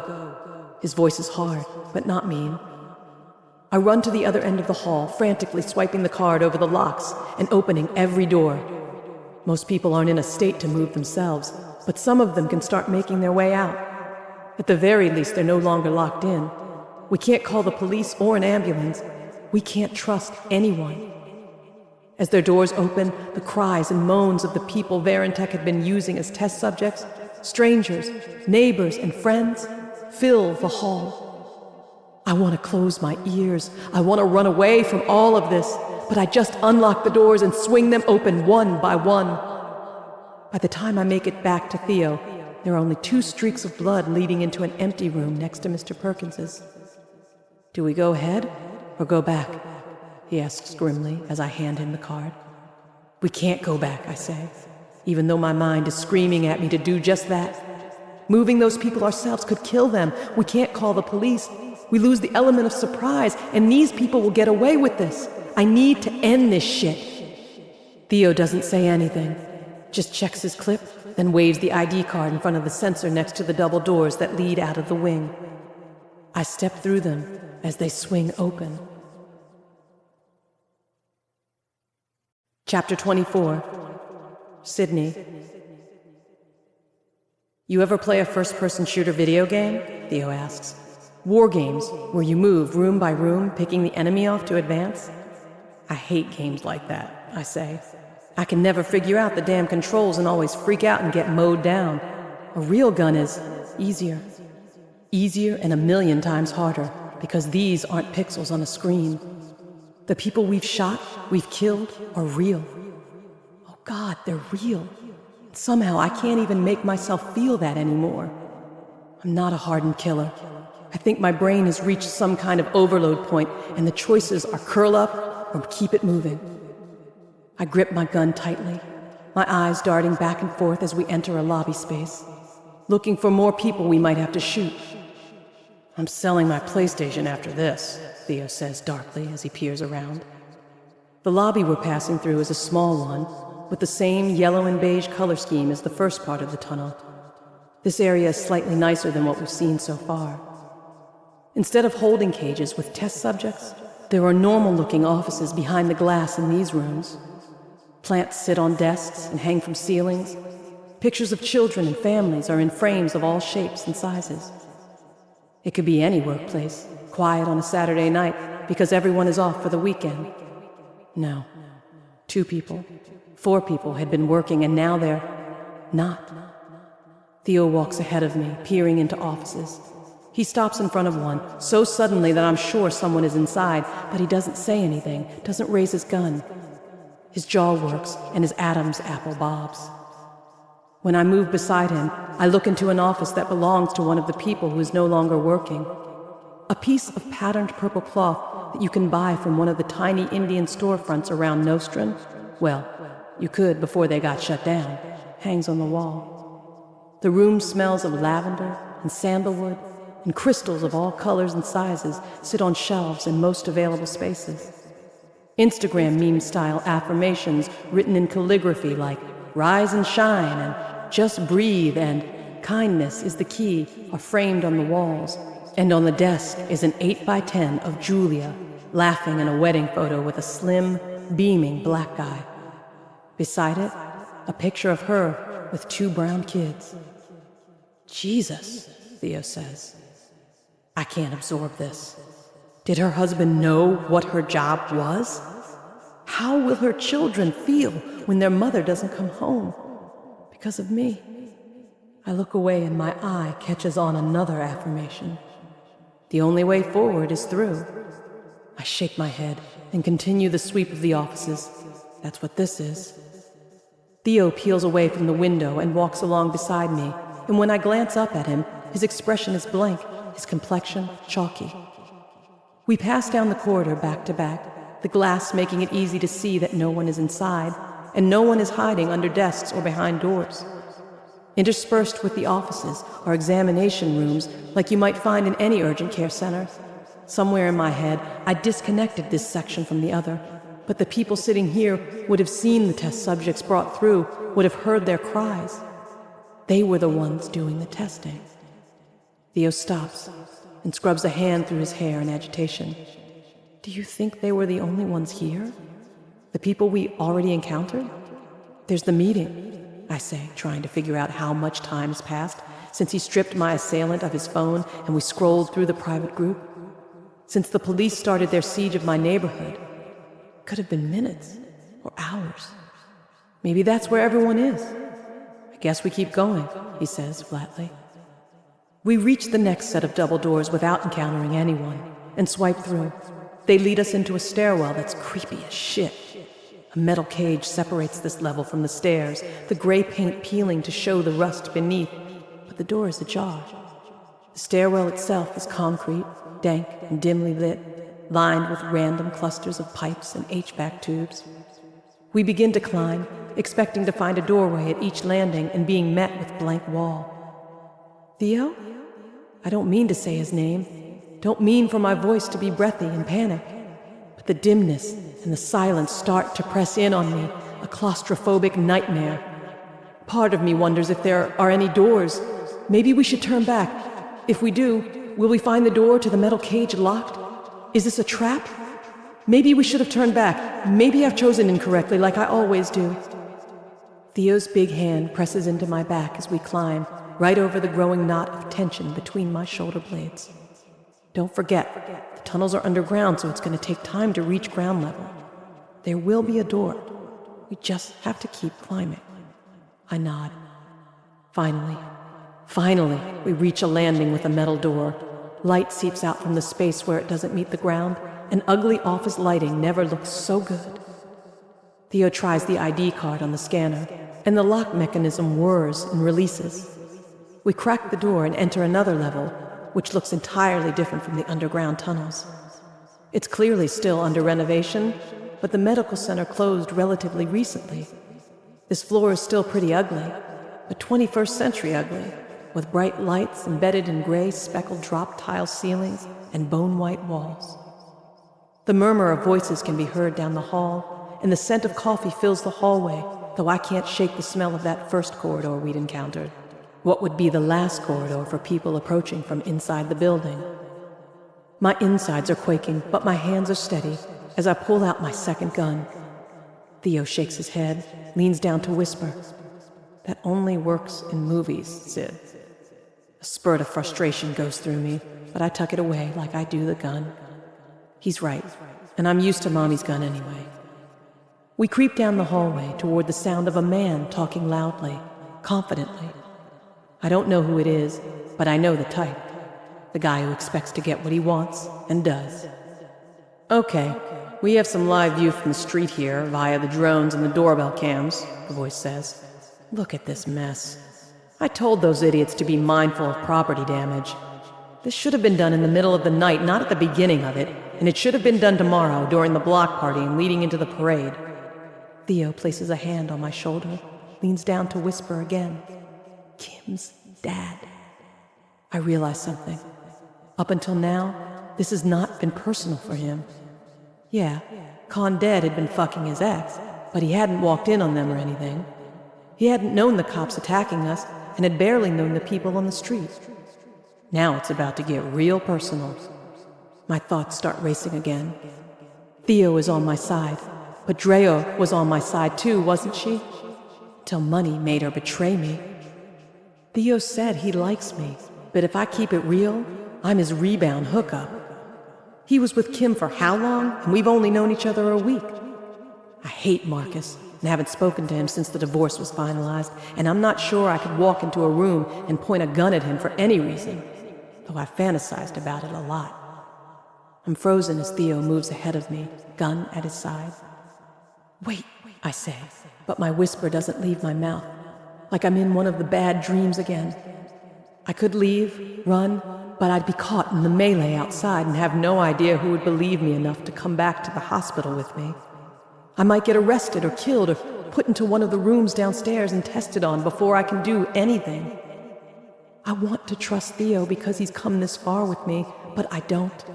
I don't trust anyone or anything except the fact that I have to end whatever is going on, and if I run now, that won't happen. I start walking too, steeling myself for whatever's behind the door in this conference room. For the fact that just because Theo didn't turn on me before doesn't mean he won't now. The rejuvenation is not going as smoothly as planned, but if it continues as it is, then by daylight we'll have a new neighborhood under our umbrella.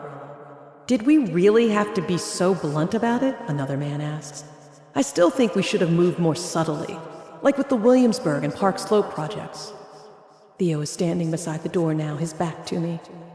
"The carafe is empty," someone mutters and gets shushed. "Subtlety is no longer necessary. This neighborhood is ours. We had to get ahead of the other developers trying to move in," Kim's father says, voice hard. "This is no time to get squeamish. Inching slowly toward rejuvenation isn't an option anymore, and with the police, the media, and the government on our side, there's nothing to worry about. Even with any destruction and bribes, the cost of getting this over and done quickly is negligible." A woman's voice cuts in, her tone glib. I recognize it from when she threatened to call the cops on me. "When you add the incentives we're getting from the city, this latest project will gain us billions of dollars to get back land that we could have paid untold amounts of money for otherwise. We totally pulled a Stuyvesant." She laughs. "Well, hopefully we manage things a bit better than our forebear," her father says. "On the next slide are the projected earnings for the eventual addiction cure. Methadone has such a negative connotation, and the new drug crisis sweeping the country calls for a hipper, funkier product. Something that can appeal to a family in the heartland and an urban millennial family. Our online monitoring teams have started to spot stories linking our production of opioids and are getting paid to find the solution, but nothing is sticking so far. A deeper voice chimes in, the brown-nosing in his tone apparent. They're mostly getting written off as crackpot conspiracy theorists. Multiple voices laugh at that. Good. Make sure to plant some additional stories, and also even more embellished ones. Like we're growing babies in tanks or something. Hell, dredge up the mole people thing. That seemed to get good play. Speaking of vermin, someone else says, as for the cure itself, while it's effective in mice, most of our human test subjects haven't fared as well. This one was promising, but was compromised. We're trying to eat here, another man says in annoyance. I tug at Theo's shirt, but he ignores me and steps inside the room. The chatter abruptly stops. Shit. We were supposed to have the element of surprise, but not to just walk in and stare at them. I grasp my gun and very carefully peek inside. Theo is standing there like a dummy, partially blocking my view.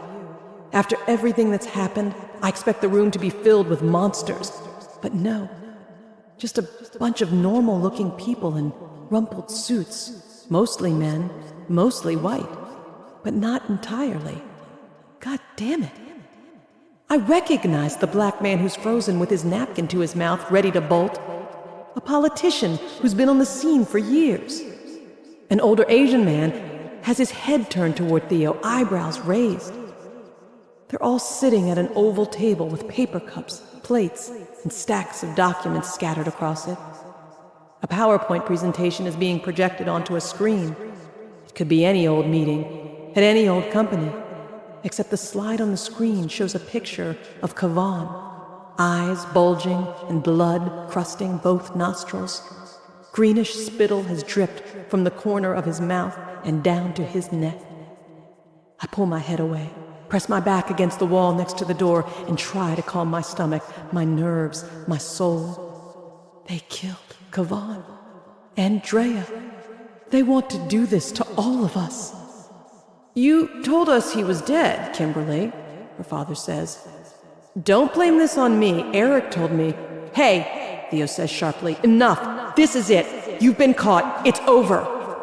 What? Oh, you really thought you would stop us? It's the incredulous laughter in her voice that stomps all my emotions flat, except for one. Rage. You always tried to be so smart when you're nothing but trailer trash, she says. And the tone is so similar to how Marcus would calmly tell me I was nothing. Did you think you would waltz in here and tell us to stop and we would? Is that how this played out in your head? You really didn't pay attention at all when you met my family and their friends, did you? All the lawyers and CEOs and politicians? You can't stop us. This is too big, and there's too much money on the line, her father says calmly. We own the jails, shithead. They're not for people like us. Kim's father is right. In the best-case scenario, there are some good cops in this mess, and some clean lawyers, and a jury that does the right thing. However it plays out, maybe he goes to a white-collar prison for a few years. Maybe. I make the sign of the cross, something I haven't done since I was a teenager, and then whirl and take a step into the room beside Theo. I don't just stand there, though. They've already said that nothing we can do within the bounds of the law will stop them. I get the motherfucker standing with a smug smile in front of the room's heart, in my sight, and pull the trigger until the chamber is empty. I watch his eyes, see the smug light fade from them, but I feel nothing this time. Not with Kavan's face up on that screen, though now it's splattered with the old man's blood. Shocked silence fills the room. Kim, dressed in a bootleg Hillary Clinton pantsuit, jumps to her feet and stares at me. You can see me now, can't you, bitch? Funny how that works. I point the gun at her and pull the trigger, forgetting I'm out of bullets in my rage. She dives under the table, and pandemonium ensues. The people who've been sitting around the table in shock start to run, knocking over chairs and scattering, and Kim's father's words play in my head. "You can't stop us. We own the jails." I don't have time to reload. I pull the Glock I took from the cop, fumble with the safety, and start firing. This is a higher caliber gun. The shape of it in my hand feels wrong, and hitting a running target is way more difficult than hitting one standing in front of you. About a third of the people go down, but the rest of them run out of the room. Shit. The gun jams and I shake it, like that will fix anything, but it's messed up.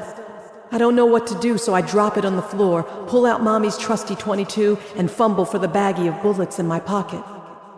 The cries and shuffling of the people I clipped fills the room, and even that's muffled by the loudness of my heartbeat and my breathing and the ringing of my ears. Bullets are spilling on the floor when I hear a gun cocked next to my head. "Theo, don't," he says in a barely recognizable voice. "Don't even think about it." I thought I couldn't feel anything but rage, but sadness slices through me in a million tiny blades. Like everything I've been trying not to feel compressed and then exploded inside of me. I have no one. No one. I see the muzzle of the gun in my peripheral vision. It's shaking almost uncontrollably, and when Theo steps past me, I follow where the gun is pointed. While I was busy reloading, Kim had stood from behind the table with a gun of her own. "Kim, it's over for real this time," Theo says. Her expression suddenly softens, eyes filling with tenderness, even though she's pointing a weapon. "Can you really shoot me, babe? Really?" "Do it, Theo," I urge. "She's going to kill us. She's hurt so many people." Kim tilts her head and smiles. "You know, I'm glad you're not dead." "Why?" Theo asks sadly, still just standing there. I can't seem to get the bullets into my gun because my own hands are shaking too, my body too overwhelmed by what's happening, even if my mind is still hanging in there. "Theo, please," I plead as more bullets drop to the ground. "Because you've finally done something useful. I've been waiting for my dad to drop dead. Now I'm in charge." She grins, releases the safety on her gun. "You're big and strong. But so what? You're just a soft little mama's boy." "Howdy doody," I yell at Theo. "Howdy fucking doody." Theo grunts, his finger jerks on the trigger, and Kim stumbles back, blood blooming on the front of her blouse like the zinnias Mommy planted in our backyard. I don't have time to say anything, to process anything. I hear steps running down the hall toward us, and Theo is staring blank-eyed at the spot where Kim was standing. I reach for his back pocket, grab something that looks like a gun, and come away with the taser I stripped from the cop instead. A bullet whizzes past my head, and I turn, flip what I hope is the safety, and when a laser sight appears on the chest of the man shooting at us, I fire. 2 metal wires shoot out and hit him, and he drops to the ground, writhing. I don't let up, watching the gun slip from his splayed fingers and the Red Sox cap slide back and be crushed as he rolls onto it. "Fucking true," I say in a voice so low it rasps my throat. I finally release my finger, which is starting to cramp from willing my anger through the taser. I walk over to Drew and pick up his gun. I can't bring myself to shoot him, unconscious, and with a piss stain on his jeans. I should kill him, but instead, I slip to the floor as my legs give out without so much as a warning tremble. Theo walks up to me. "I'm sorry I froze. I should have. It's okay not to be that cold-blooded," I say, my teeth starting to chatter. "I'm sure as hell not. Fuck." Theo drops down beside me and pulls me against him, and we stay like that for a minute, holding each other in a room full of bodies and gore, because if we didn't need a hug after all that, it would mean this night had broken something in us that couldn't be fixed. "We need to get the people out of those rooms down there," I say. I don't want to give up the sensation, but there might be more Drews, and there are definitely people in need of immediate medical attention. I don't know how we'll get it to them, but we have to finish this. "Let's go," he says. We shuffle back down the stairs. My adrenaline surge has faded, and I'm fucking exhausted, and the night isn't even close to over. We each grab a wheelchair from the lobby as we head back toward that awful wing of horrors we first encountered. When we pass through the double doors, my heart stops. The blood on the floor is gone. All the doors to the rooms for the test subjects are locked tight, their pain locked behind the soundproof doors once again. Two men who look barely out of college, one white with greasy black hair, wearing a t-shirt with various sexual positions on it. The other one with curly brown hair and features people call racially ambiguous, stand talking with an older white man in a blood-spattered business suit a few feet away. "Oh, there they are," the man says, exasperation in his voice as he looks at me and Theo, completely ignoring our guns. "Perfect. Prime them, and then you can try the phenylbutyrol on them." How does that sound? Phenylbutyrol. Michael thought it sounded too much like an antidepressant, but he's gone now and I like it. Has a sci-fi element, but it's still hip. "Sounds good, Mr. Voorhees. You were always cooler than Mr. DeVries," Curly Hair says. "Yeah, and Kim was a real bitch. Glad she's gone," Greasy Hair says, then looks at us annoyed. "We're giving it to this guy too?" "Yes," Voorhees says. "I hate to say it, but Michael was a bit racist. I mean, yes, superior race, whatever. He also wasted a lot of money on his whims. I'm not gonna let a good, strong volunteer go to waste. Use them both." He looks past us, snaps, and makes a wrap-it-up motion with one hand. There's a sharp prick in my shoulder, and everything goes black. Chapter 25. Sydney. In movies, when people get strapped down to hospital beds by the bad guys, they either develop superhuman strength or they manage to find some way to slip out. I've been strapped down against my will before. I know that no amount of wriggling, no amount of screaming, no amount of praying to God or Satan or one of their little friends will get you out. I'm not calm as I lie on the gurney next to Theo. My heart is pounding, my jaw is locked, and I feel like if I blink too hard, I might set off a full-on panic attack. I look calm compared to Theo, who in typical white dude manner is not pleased about being denied autonomy. "Let us go!" he screams, writhing so that the bed he's strapped to shakes and the metal buckles of the straps clang against the rails. The two young doctors, scientists, whatever, are in this room with us and bustle around us like they're just at a regular office job. Like Julia and her co-worker, they wear normal clothes and white jackets, and both of them are sipping tea from winter holiday Starbucks thermoses, even though it's summer.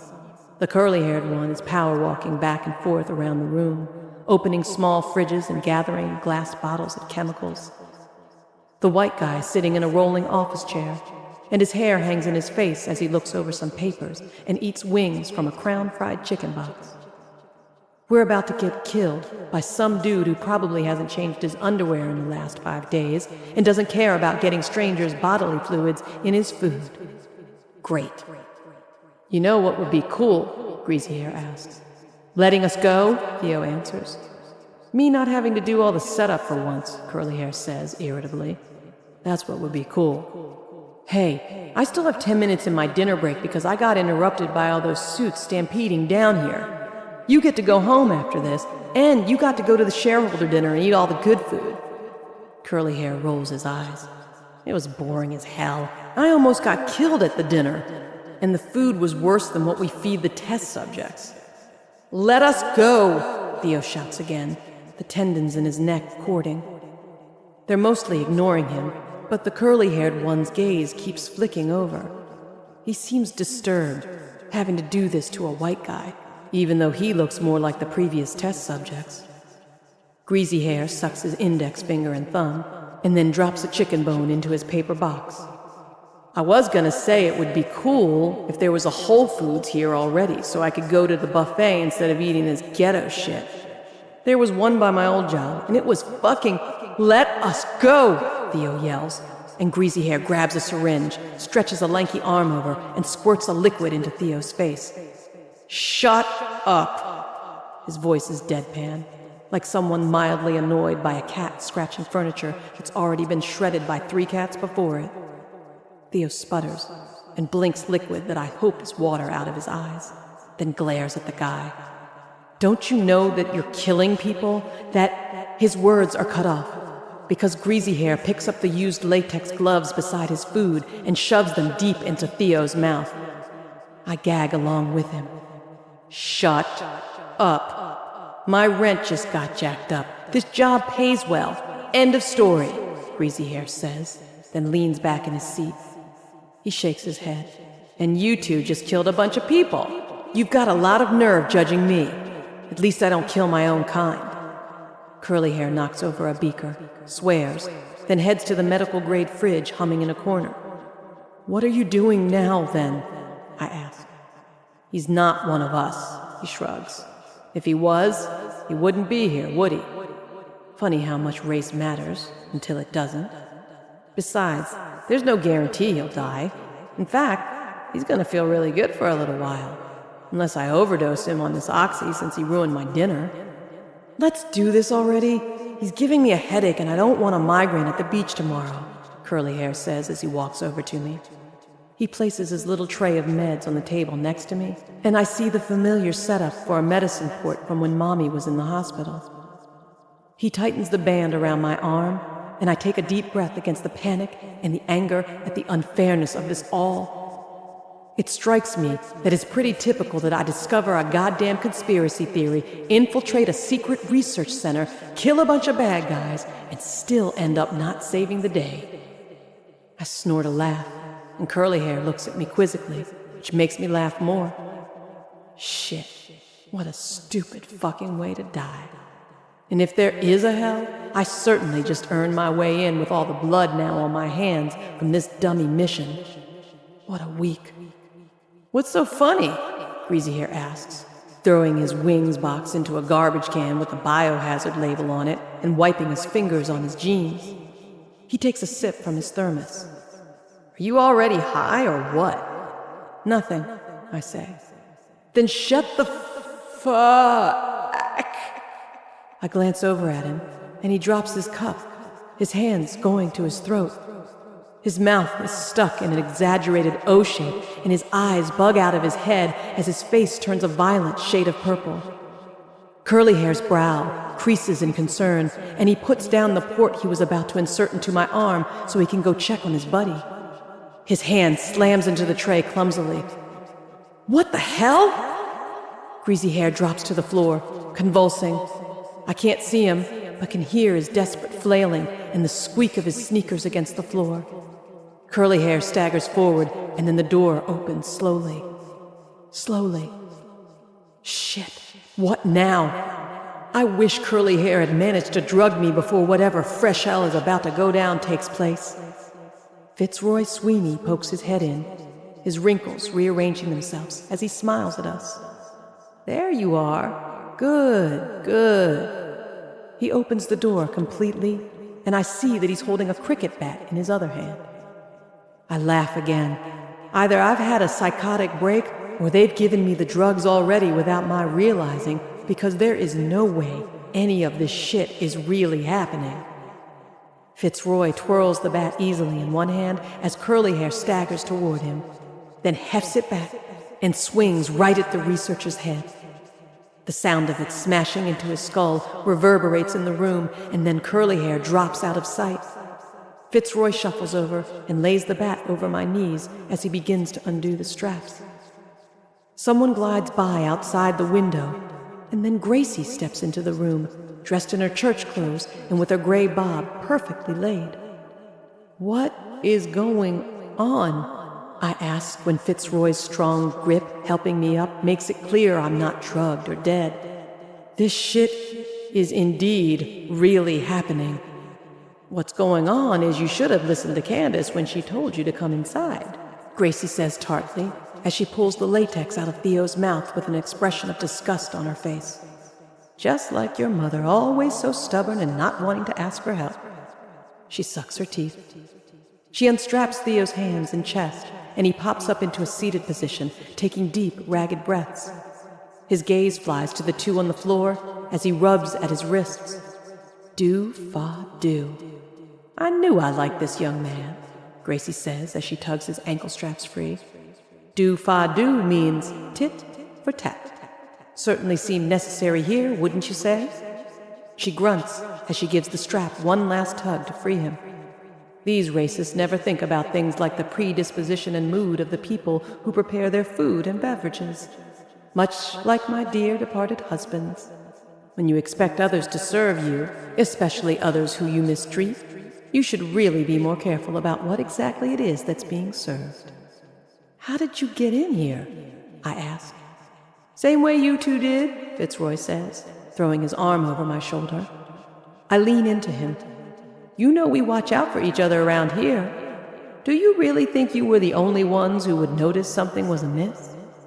Him and Gracie laugh like Theo and I are still in diapers, and even though I'm grateful to them, my anger flares. If you knew, then what were you waiting for? People are dead. We had to. My throat closes as emotion threatens to swamp me. Fitzroy takes my hand and squeezes it. You're right. We were trying to do things the old way, how we've handled it in the past. But the world moves faster now, and evil moves faster too. We were too slow. I think we can all agree that poison moves quite fast, thank you, Gracie says peevishly, then sighs. Bad things happen in this world every minute of every day. We try to stop them when we can, how we can. We try to look out for one another. Like when somebody recklessly buries something in a garden, we move it to a safe location. I feel an actual pain in my body, like someone's kicked me in my chest, but I just squeeze Fitzroy's hand tighter. Gracie takes my other hand and helps me off the hospital bed. That's what we've always done, and what we'll continue to do in Gifford Place. You know Candace, Fitzroy says, as if he's about to launch into one of his old man stories. Candace's great-grandmother grew up in Weeksville. She was one of the survivors. Survivors? Theo asks, attempting to stand. Fitzroy looks at him. Cycles, I say quietly. Break and build. They can break, but they can't erase, Gracie says. They can build, but they can't bury us. We're all quiet after that. When they lead us back into the hallway, I see a line of neighbors helping to evacuate the people who'd been test subjects out through the tunnel. We get on the end of the line. Candace is waiting in the cellar of the bodega, holding Frito. Sydney. She looks at me disapprovingly, and I suddenly feel like a child again. Tears well up in my eyes. I'm sorry. I should have listened. I should have... She drops Frito and pulls me into a hug. Little Miss Bobblehead. Let's find you a shower and some sleep. What about the medical center? The weight of everything starts to crash down on me. The shooting, the bodies, the people in power. We're alive, but I've watched forensic files. We've left a trail of evidence and will likely be in a Varentech prison by sunup. Oh, we taken care of that. Let's go see. When we walk up the steps, the scent of smoke hits my nose. Smoke and an oddly electrical smell, like a battery on your tongue. We gather yards back from the hospital as it's consumed in orange flames, with a corona of blue at its center that brightens the sky behind it like a borealis. Paulette comes to stand next to me, reeking of gasoline. Transformer, she says, more lucid than I've seen her in months. Causes blackouts, causes fires. Makes the sky so pretty, too. They like the dark. This is so bright that no one in the city can ignore it. If there are any of them left, and there are, that's the last thing they want. We gave them an excuse and a warning. They'll clean up after themselves. A hand comes to rest on my shoulder, and I feel Theo's solid weight behind me. I lean back into it, and we watch that shit burn down. Epilogue. The next afternoon, I wake up in an unfamiliar bed, the pull-out in Candace's guest room. Arms are around me in a bear hug, but I'm not afraid. Theo. He smells like ivory soap and smoke, but not the iron of blood anymore. The scent of coffee drifts in through the double doors that lead to the kitchen. Then there's a hiss and pop of oil, and the smell of bacon follows. When I open my eyes, Miss Ruth is sitting on the arm of the couch, looking down at me and Theo. "You move fast," she says, with brows raised and shoulders back in judgment. I sit up, my entire body sore and my head spinning. My throat hurts from the smoke of the fire we watched and from crying at Raw. "Didn't you say you never liked Marcus? Let me live, Miss Ruth." She leans in closer to me. "Is it pink? Down there? I've never seen—" "Ruth, leave the children alone," Gracie calls out. "Come help with breakfast." When I glance down, Theo is staring up at me, his expression unreadable. Everything that has passed over the last few days barrels into me. "Good morning," I croak. He crooks his finger at me, face still blank. I lean down close to him and he says, "In the future, if anyone asks, you can tell them it's toast." I don't know how it's possible, but I start to laugh.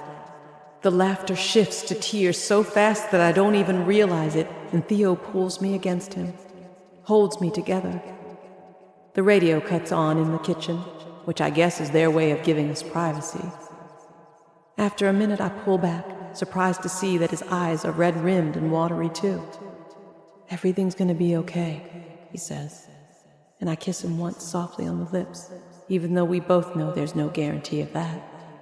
"Fresh asses," Miss Ruth calls out, and we get up, freshen up, and join them. And back to the biggest story of the day, and maybe the year. The proposed site for the Verintech campus has gone up in flames overnight, just weeks before construction was to start. It is believed that a transformer fire spread quickly, trapping several Verintech employees in the inferno. Although the new site was opposed by community activists, no foul play suspected. The project has been canceled as the company faces major restructuring challenges. Stocks plummeted. Fitzroy cuts off the radio as we pull 2 seats to the table. Jamel and Ashley Jones are here too, looking haggard, but able to move on their own.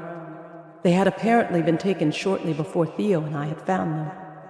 They nod at us and we nod back. Candace and Gracie bring platters to the table, not letting anyone help them, and we all dig in.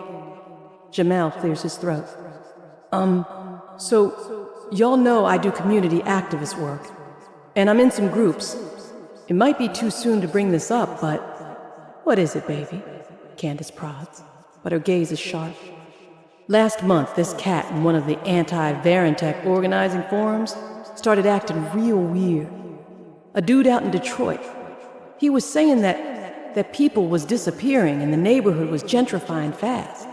He kept trying to show us all this evidence, these articles, but they just seemed like regular news, right?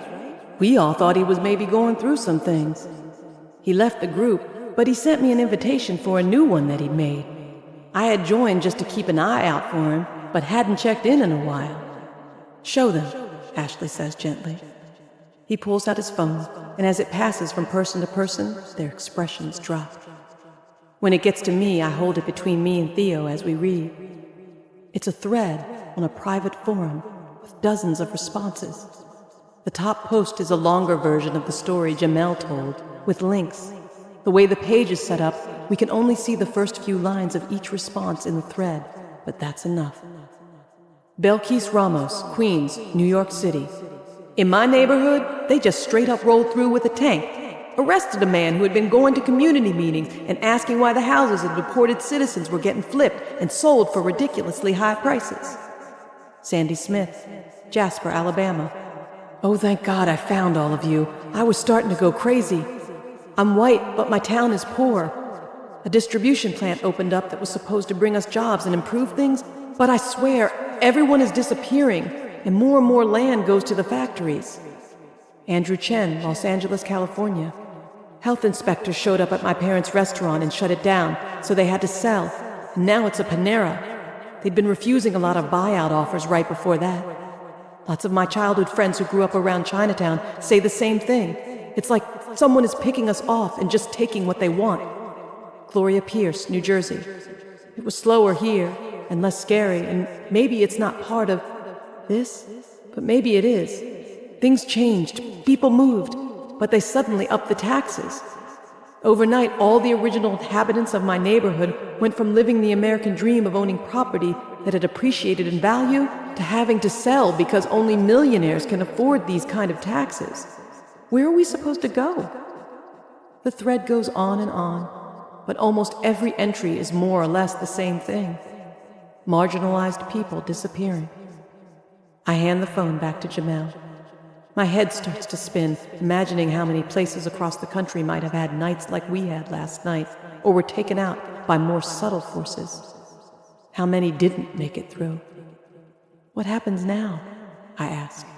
Now, we sit here and eat our food, Paulette says. Always fighting to be done. Russian won't help anything. Being strong will. Theo grips my hand under the table, and outside a siren wails in the distance. I don't jump. I pat my waistband and make sure Mommy's revolver, which Fitzroy found for me, is still there. Then I pick up my fork and eat.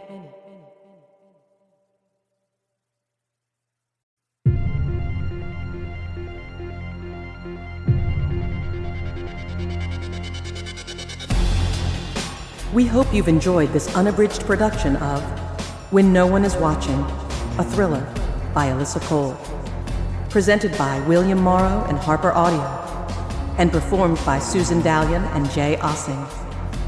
This program was produced by Dion Audio, engineered by Jack Heidelman, executive producer Jennifer Lopes, text copyright 2020 by Alyssa Cole, production copyright 2020 by HarperCollins Publishers.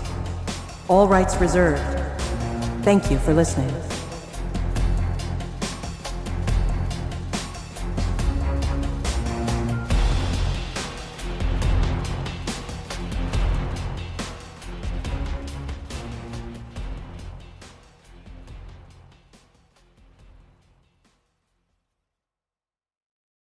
Thank you so much for listening to this HarperCollins audiobook.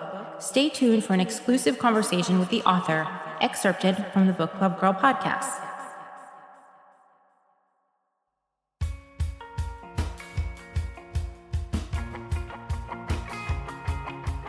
Welcome to the Book Club Girl podcast, where we chat about great books with awesome authors, and you, our listeners, ask the questions. I'm Tavia Kowalchuk, and today we're talking about a book that's set in Brooklyn, which made me think of the seminal Brooklyn novel, Motherless Brooklyn by Jonathan Lethem. So I love that book, obviously, but I also have read some books by Paul Auster, which I think are set in Brooklyn, but I do not like Paul Auster. I'm Eliza Rosenberry. I almost put down both of those authors for my Brooklyn novel discussion. Not surprised. They're quintessential for the area, right? My favorite Jonathan Lethem novel is not set in Brooklyn, it's set in Manhattan. So I figured I would not bring it up. The novel that I wanted to bring up that is set at least partially in Brooklyn is one of my all-time favorite books, which is The Amazing Adventures of Cavalier and Clay by Michael Chabon. I know. I love The Amazing Adventures of Cavalier and Clay. Love, love, love that book.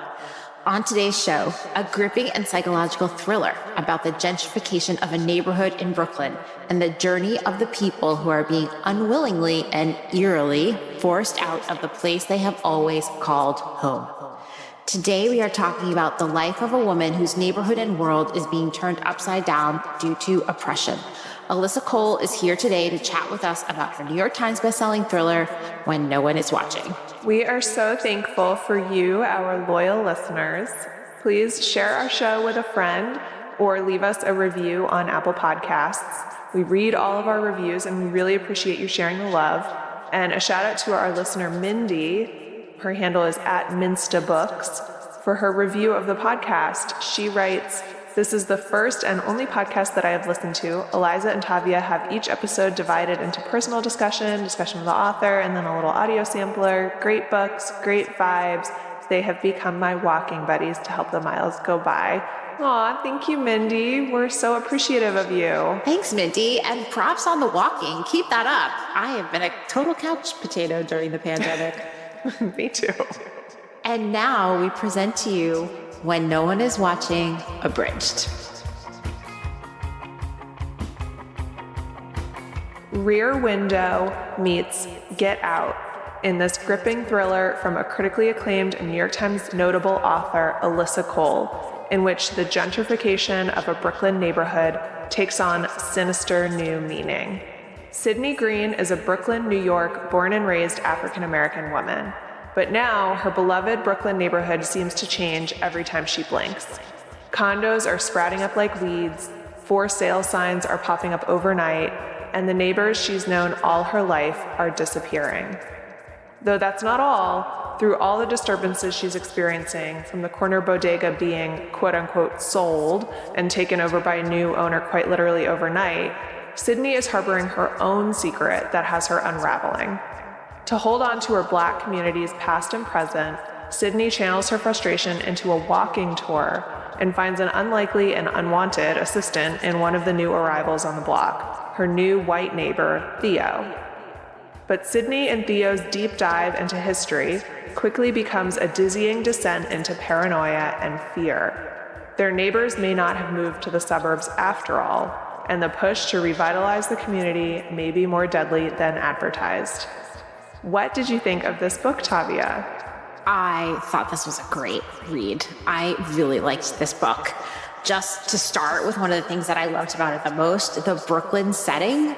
It just, being a New Yorker, even though I don't live in Brooklyn, it just felt so familiar, and all of the sort of creepy racism aside, being in a neighborhood and knowing the people who live nearby you, for me, it's like the people in my apartment building. I just really like that part of it. It felt really good to read about that kind of a neighborhood. Yeah, I really recognized Brooklyn in this book, and I don't live in Brooklyn anymore, but I did for a really long time, and I think we all know the sort of signs of gentrification that Alyssa depicts in the book. Overnight, the bodega goes from the corner store that has a cat to like a modern coffee shop with the same sort of look that you would find in any other neighborhood. And it was just so sharp in this book. It was so perfectly rendered. She did such a great job. For sure. And speaking of perfectly rendered, the final scenes of this book were amazing. It doesn't turn on a dime, but it definitely, like this sort of slow simmer of creepiness, all of a sudden just like comes to a boil, and it was like a truly like a horror novel caliber creepy, and I don't want to give it away, but it was so good at the end. It did sort of take a horror twist at the end, for sure. You're so right. I felt like the tension in this book really builds in a really sort of almost excruciating way. Like you're just like, oh my God, what's going to happen? It was such a thrill to read. And it sort of reminded me, not in the horror nature of it, but sort of the way that the suspense and the tension builds sort of reminds me of like some of the great psychological thrillers like Woman in the Window or My Sister the Serial Killer, which I highly recommend. And this is also the perfect book club book because you're totally absorbed. You definitely want to read it. You're going to finish it for book club. And so there's this whole like plot level that keeps you as a reader like going forward. But then there's so many issues just like dug into this book: gentrification, race, the sort of buried, hidden, forgotten history of race in America. And that scene when the bodega disappeared overnight, I mean, that like was a gut punch. There's a reason that these things happen behind the scenes, right? There's a reason that these changes are made invisible to us, because the people who profit from these kinds of changes don't want it out in the public the way that they're facilitating the gentrification in a neighborhood and how much they're profiting from it. Makes me think of just the history of redlining in this country and like how there have always been policies and practices in place when it comes to like real estate even. I mean, real estate is difficult. Having just bought a house, real estate is like really complicated, but there have always been these practices that have racism embedded in them. And it's on purpose that that's hard to see. And what I appreciated about Alyssa's book is that she really dug into some of that stuff and made it sort of impossible for the reader to not acknowledge. 100%. I totally agree. And like the best historical fiction writers, she weaves in this history of these racial issues in her neighborhood and in real estate. in a way that you don't realize that you're learning, right? It's just part of the story, and she doesn't linger on it for too long, so it never becomes pedantic. It's very well done. I'm so excited to have her here. Oh my God, can't wait. Do you know she also writes romances? Jack of all trades, she can really do everything. I know. All right, well, cheers to this multi-talented author. Cheers. Quick reminder, we love hearing from you. Join our Facebook group, The Book Club Girls, where you can stay connected with other book lovers and pose your own questions to the authors who appear on our show. You can find us at facebook.com/groups/The Book Club Girls. Today, we're joined by Alyssa Cole, whose book, When No One Is Watching, is out now. Alyssa, we are so excited to have you on the show today. Thank you so much for joining us. Yes, thank you so much for having me. So, Eliza and I had this really exciting conversation. We were both totally pumped about this book earlier, and we pointed out that When No One Is Watching is not your average thriller. I thought it had horror vibes, and it definitely had me on the edge of my seat. And I need to know, what inspired you to write this book? I had been wanting to write a gentrification story for years now. It was something that I had experienced. I was living in Brooklyn and was seeing it going on, but also my family living in New Jersey. When I would go back to visit my family, that neighborhood was changing too. It was basically becoming Brooklyn, where I was living. So I guess it was basically the combination of wanting to write gentrification, having been doing years and years of historical research for various books, and kind of seeing the really ugly sides of American history. So with When No One Is Watching, I got to really take these ideas that I had been turning over in my head for years and kind of find the best way to bring them all together using the books. And I also don't know if I would have been able to write it before, because it was really the accumulation of years of research, and also kind of the years of just seeing what was going on in the United States now, in the present. It definitely felt so of the moment and so current and so relevant when I was reading it. And one of the things I remarked to Eliza that I think you did really well was that history that you so clearly researched, and it was so specific that it had to have been true. You wove it in such a way that I knew that it was true, but it also didn't feel like I was reading a history book. It really felt like I was discovering this along with the characters, and was able to share in their horror and disgust and sort of putting it all together until we get to the very, very scary ending. One of the things I do enjoy, or I guess one of the things I think about, is often, first of all, we weren't taught so much of actual American history. We had pretty standardized textbooks in school, and even over the years, those have been teaching less and less of American history. And in part because that is also extremely relevant to what's going on right now. Like Sydney in the book, sneaking in history into things where people don't expect it could be fun. So I want to ask, for all of our New Yorker listeners, I'm curious, the neighborhood that you depict in the book feels so real and vivid, and I was wondering if there was a specific neighborhood in Brooklyn that you based Gifford Place on. The neighborhood, but not the people, were based on where I last lived in Brooklyn. So Gifford Place is an imaginary neighborhood, and the kind of the things in the neighborhood are imaginary. It's basically in the Crown Heights, Bed-Stuy border area. I didn't realize until after I moved that the Weeksville Center was there. And that's one of those things too. I lived right next to this really important historical marker, and people had been living there for years before it was even discovered without knowing that this part of history was there. So I kind of wanted to incorporate that into the story too.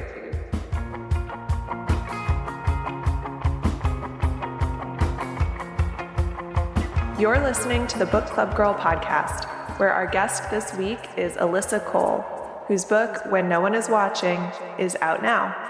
You can read more about this book at bookclubgirl.com/podcast. Coming up on the Book Club Girl podcast, Alyssa answers more questions about the characters in her thrilling novel, and later in the show, we ask her about her literary white whale. So stick around. This episode of the Book Club Girl podcast is brought to you by The Anatomy of Desire by author L.R. Dorn. Written like a podcast docuseries script, this novel is about a fitness influencer caught in a love triangle and then accused of murder. The Anatomy of Desire is on sale now. We also wanted to turn you on to one of our podcast pals, Friends and Fiction. Friends and Fiction is a live web show and podcast hosted by best-selling authors Mary Kay Andrews, Mary Alice Monroe, Patty Callahan Henry, Christy Woodson Harvey, and Kristen Harmel. They gather for a warm and engaging weekly chat to discuss the books they've written, the books they're reading now, and their shared love of independent bookstores. They host fabulous authors for in-depth discussions about their writing careers and their latest books.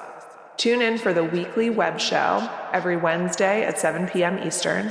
Watch via Facebook Live on the Friends and Fiction Facebook group page or on the Friends and Fiction YouTube channel. And their original podcast is available on all major podcasting platforms.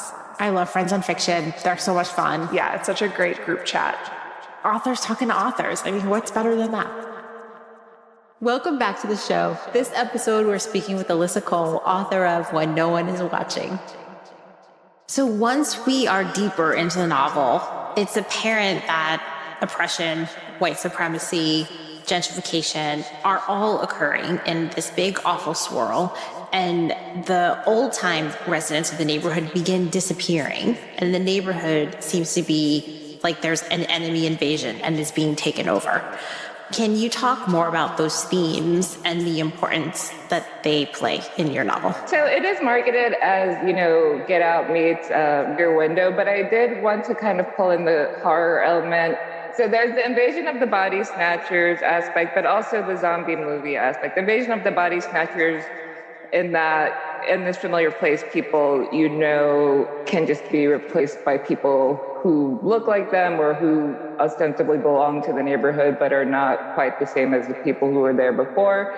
But for the zombie movie aspect, the horror and fear of everything that is familiar and comfortable to you changing suddenly and actually becoming a danger to you, and you're not being sure who is dangerous, who is not dangerous, or at what instant something that was familiar could suddenly, be trying to kill you. So I think for that, I really did try to lean into that sense of destabilization that is often a part of horror movies, where you start with this, yes, it doesn't necessarily have to be like ideal or idyllic, but someplace that is very familiar to the protagonist, and then either slowly or quickly, everything that is familiar gets turned upside down, and how that can be extremely disorienting. It can be a mundane kind of horror where you're like, okay, this thing is always here and now it's not here. And I actually don't know what to do just for a second, and even just on a small scale. And then just kind of blowing that sensation and that moment of anxiety up to your coffee cup is missing, to, okay, your neighbor, your favorite store, the building. Garden. Yeah. Oh, God, that garden scene broke my heart. And that was actually based on real things that have happened. I think some of the things that even seem like they are like the exaggeration or trying to magnify the situation, like pretty much has a basis in something that is real, or after it was done, I saw something similar. So I actually wanted to ask you about that garden scene. It was such a tense and anxiety-inducing scene, and you're just like, it's so emotional because of, again, not to give anything away, but it's so emotional for Sydney, what happens. And basically, for listeners who haven't read, her mother's garden is being taken over by these white men who have come in and claim that they have documentation that they now own the property. And the police are involved. And I just felt so, you just feel so much for Sydney in that scene, because there's these explicit but also implicit power dynamics that are sort of on display. So I was curious if you could talk a little bit about that scene and what you drew on in crafting it. Again, it was based on, real situations that have happened and that are pretty foundational, because this book is also about generational wealth, whether that is the homes that people own or this garden, which is like a kind of wealth of joy, even if they're not using it to build another building on and make money from it. It's this community center in a way, or a heart of their neighborhood. When you look at the many ways in which gentrification happens, there are, of course, really big, blatant things. One thing that happened all across the country, and is still going on in many communities, is in a lot of Black communities, the banks and other governmental organizations didn't particularly care about taking care of leases, deeds, and other documents that really prove ownership, and often didn't do it because, they didn't particularly want people to have claims of ownership. But for the garden scene, it kind of represents the literal stripping of generational wealth from Black communities, but it is also just based on real things that happen, where people can own homes or land for years, and then other people can say, oh, actually, we have the actual documentation here. It looks legit. It's gone through some bureaucratic process, or at least looks like it has. So we actually have the claim to this. And it's pretty hard to fight that, because if someone is just flat out lying and trying to prove you wrong, you are already starting off at a deficit. Interesting. I'm glad we're turning to this next question. Sydney's neighbor turned love interest, Theo, is a white guy, and his current relationship with his Lululemon type girlfriend is ending slowly but surely. And I can't help but feel like he dodged a major bullet there. What made you decide to make Sydney's love interest a white male and tell part of the story from his perspective? Well, I think part of that is coming from romance and enjoying the dual perspective, showing both sides. So even if we have unreliable narrators, every narrator is unreliable, particularly for this kind of story, seeing the viewpoint of someone who grew up in the neighborhood and has a really strong claim to the neighborhood, and then also seeing someone who has just moved in, who feels strongly about the neighborhood but does not have any tie to it, but also is kind of learning and seeing what impact his presence has on the neighborhood. So I also spent a lot of time wondering, in addition to why is Theo still with that white girl? But also I spent a lot of time wondering what happened to Sydney's mom specifically. And without giving anything away, what made you keep her mom's life a mystery from the readers for so long? Well, I chose to do it in part because the book basically takes place over the course of a week. And over the course of the story, Sydney's mental health, which we learn at the beginning, is already something she's had issues with. She's clearly going through something over the course of the book and trying to figure out whether what's going on is real, is it not real, but also the other layer of that is the fact that the world in many ways gaslights people with mental illnesses, gaslights Black women, gaslights Black communities. So it was like this compounded thing. When I was writing her, I wanted her to be someone who has never really depended on herself before. She was depending on her mom's strength, her best friend's strength. She got married and was depending on her husband. Not that she was weak or anything like that, but she was always comparing herself to her mom. I wanted us to get to know her mom through Sydney's point of view, because her mom's presence in her life is one of the things that in her state in the book, she kind of feels like she's not living up to her mother's strength. So I wanted to mostly focus on the relationship from Sydney's point of view and how it shaped her, both because she was able to depend on it, and then what happens when she's not able to depend on it. Okay, so Alyssa, we could definitely talk to you forever about this book. I'd love to hear about what you're working on next. Would you be able to give us a sneak peek of what's coming next for you? Well, the book that's coming out next is the second book in my Runaway Royal series, which is a spinoff of the Reluctant Royal series. It's basically the even more reluctant royals. And the first book is How to Catch a Queen. This book coming out is How to Find a Princess. How to Catch a Queen was a little bit heavier. How to Find a Princess is a bit more of a romp. It's a queer Anastasia-inspired royal romance with a woman named Makeda who is a super healthy people pleaser, but she has one thing that she will not cave on, and that is her grandmother has told her and her mom that they're actually the result of a fling with a prince in exile, basically. Makeda's mom really started to pin her entire identity on this and kind of took all of the fun out of it. So Makeda wants nothing to do with princesses until the kingdom decides that they're going to start searching for the possible long-lost heir. I love the reluctant princess trope. I just love it. We have one more question for you, Alyssa. In each episode, we ask an author, what is your literary white whale? So a book that you've either always meant to read or one that you started and never finished. So what is your white whale? My white whale is The Parable of the Sower by Octavia Butler, which I have literally been trying to read basically since it came out. Like, my parents got it. But every time I started to read it, like, it literally, because I'm actually a chicken, like when it comes to reading. When I was a kid, I used to be more into horror. But that was actually probably the scariest thing I'd ever read. And this particular book just always causes this anxiety when I start to read it. So I will finish it one day. I have it in like literally every format. One day I will. Right now is probably not when it's going to happen. Alyssa, thank you so much for coming on the show. We loved having you. We loved chatting with you. Thank you. Thanks so much for having me. I love chatting with you guys too.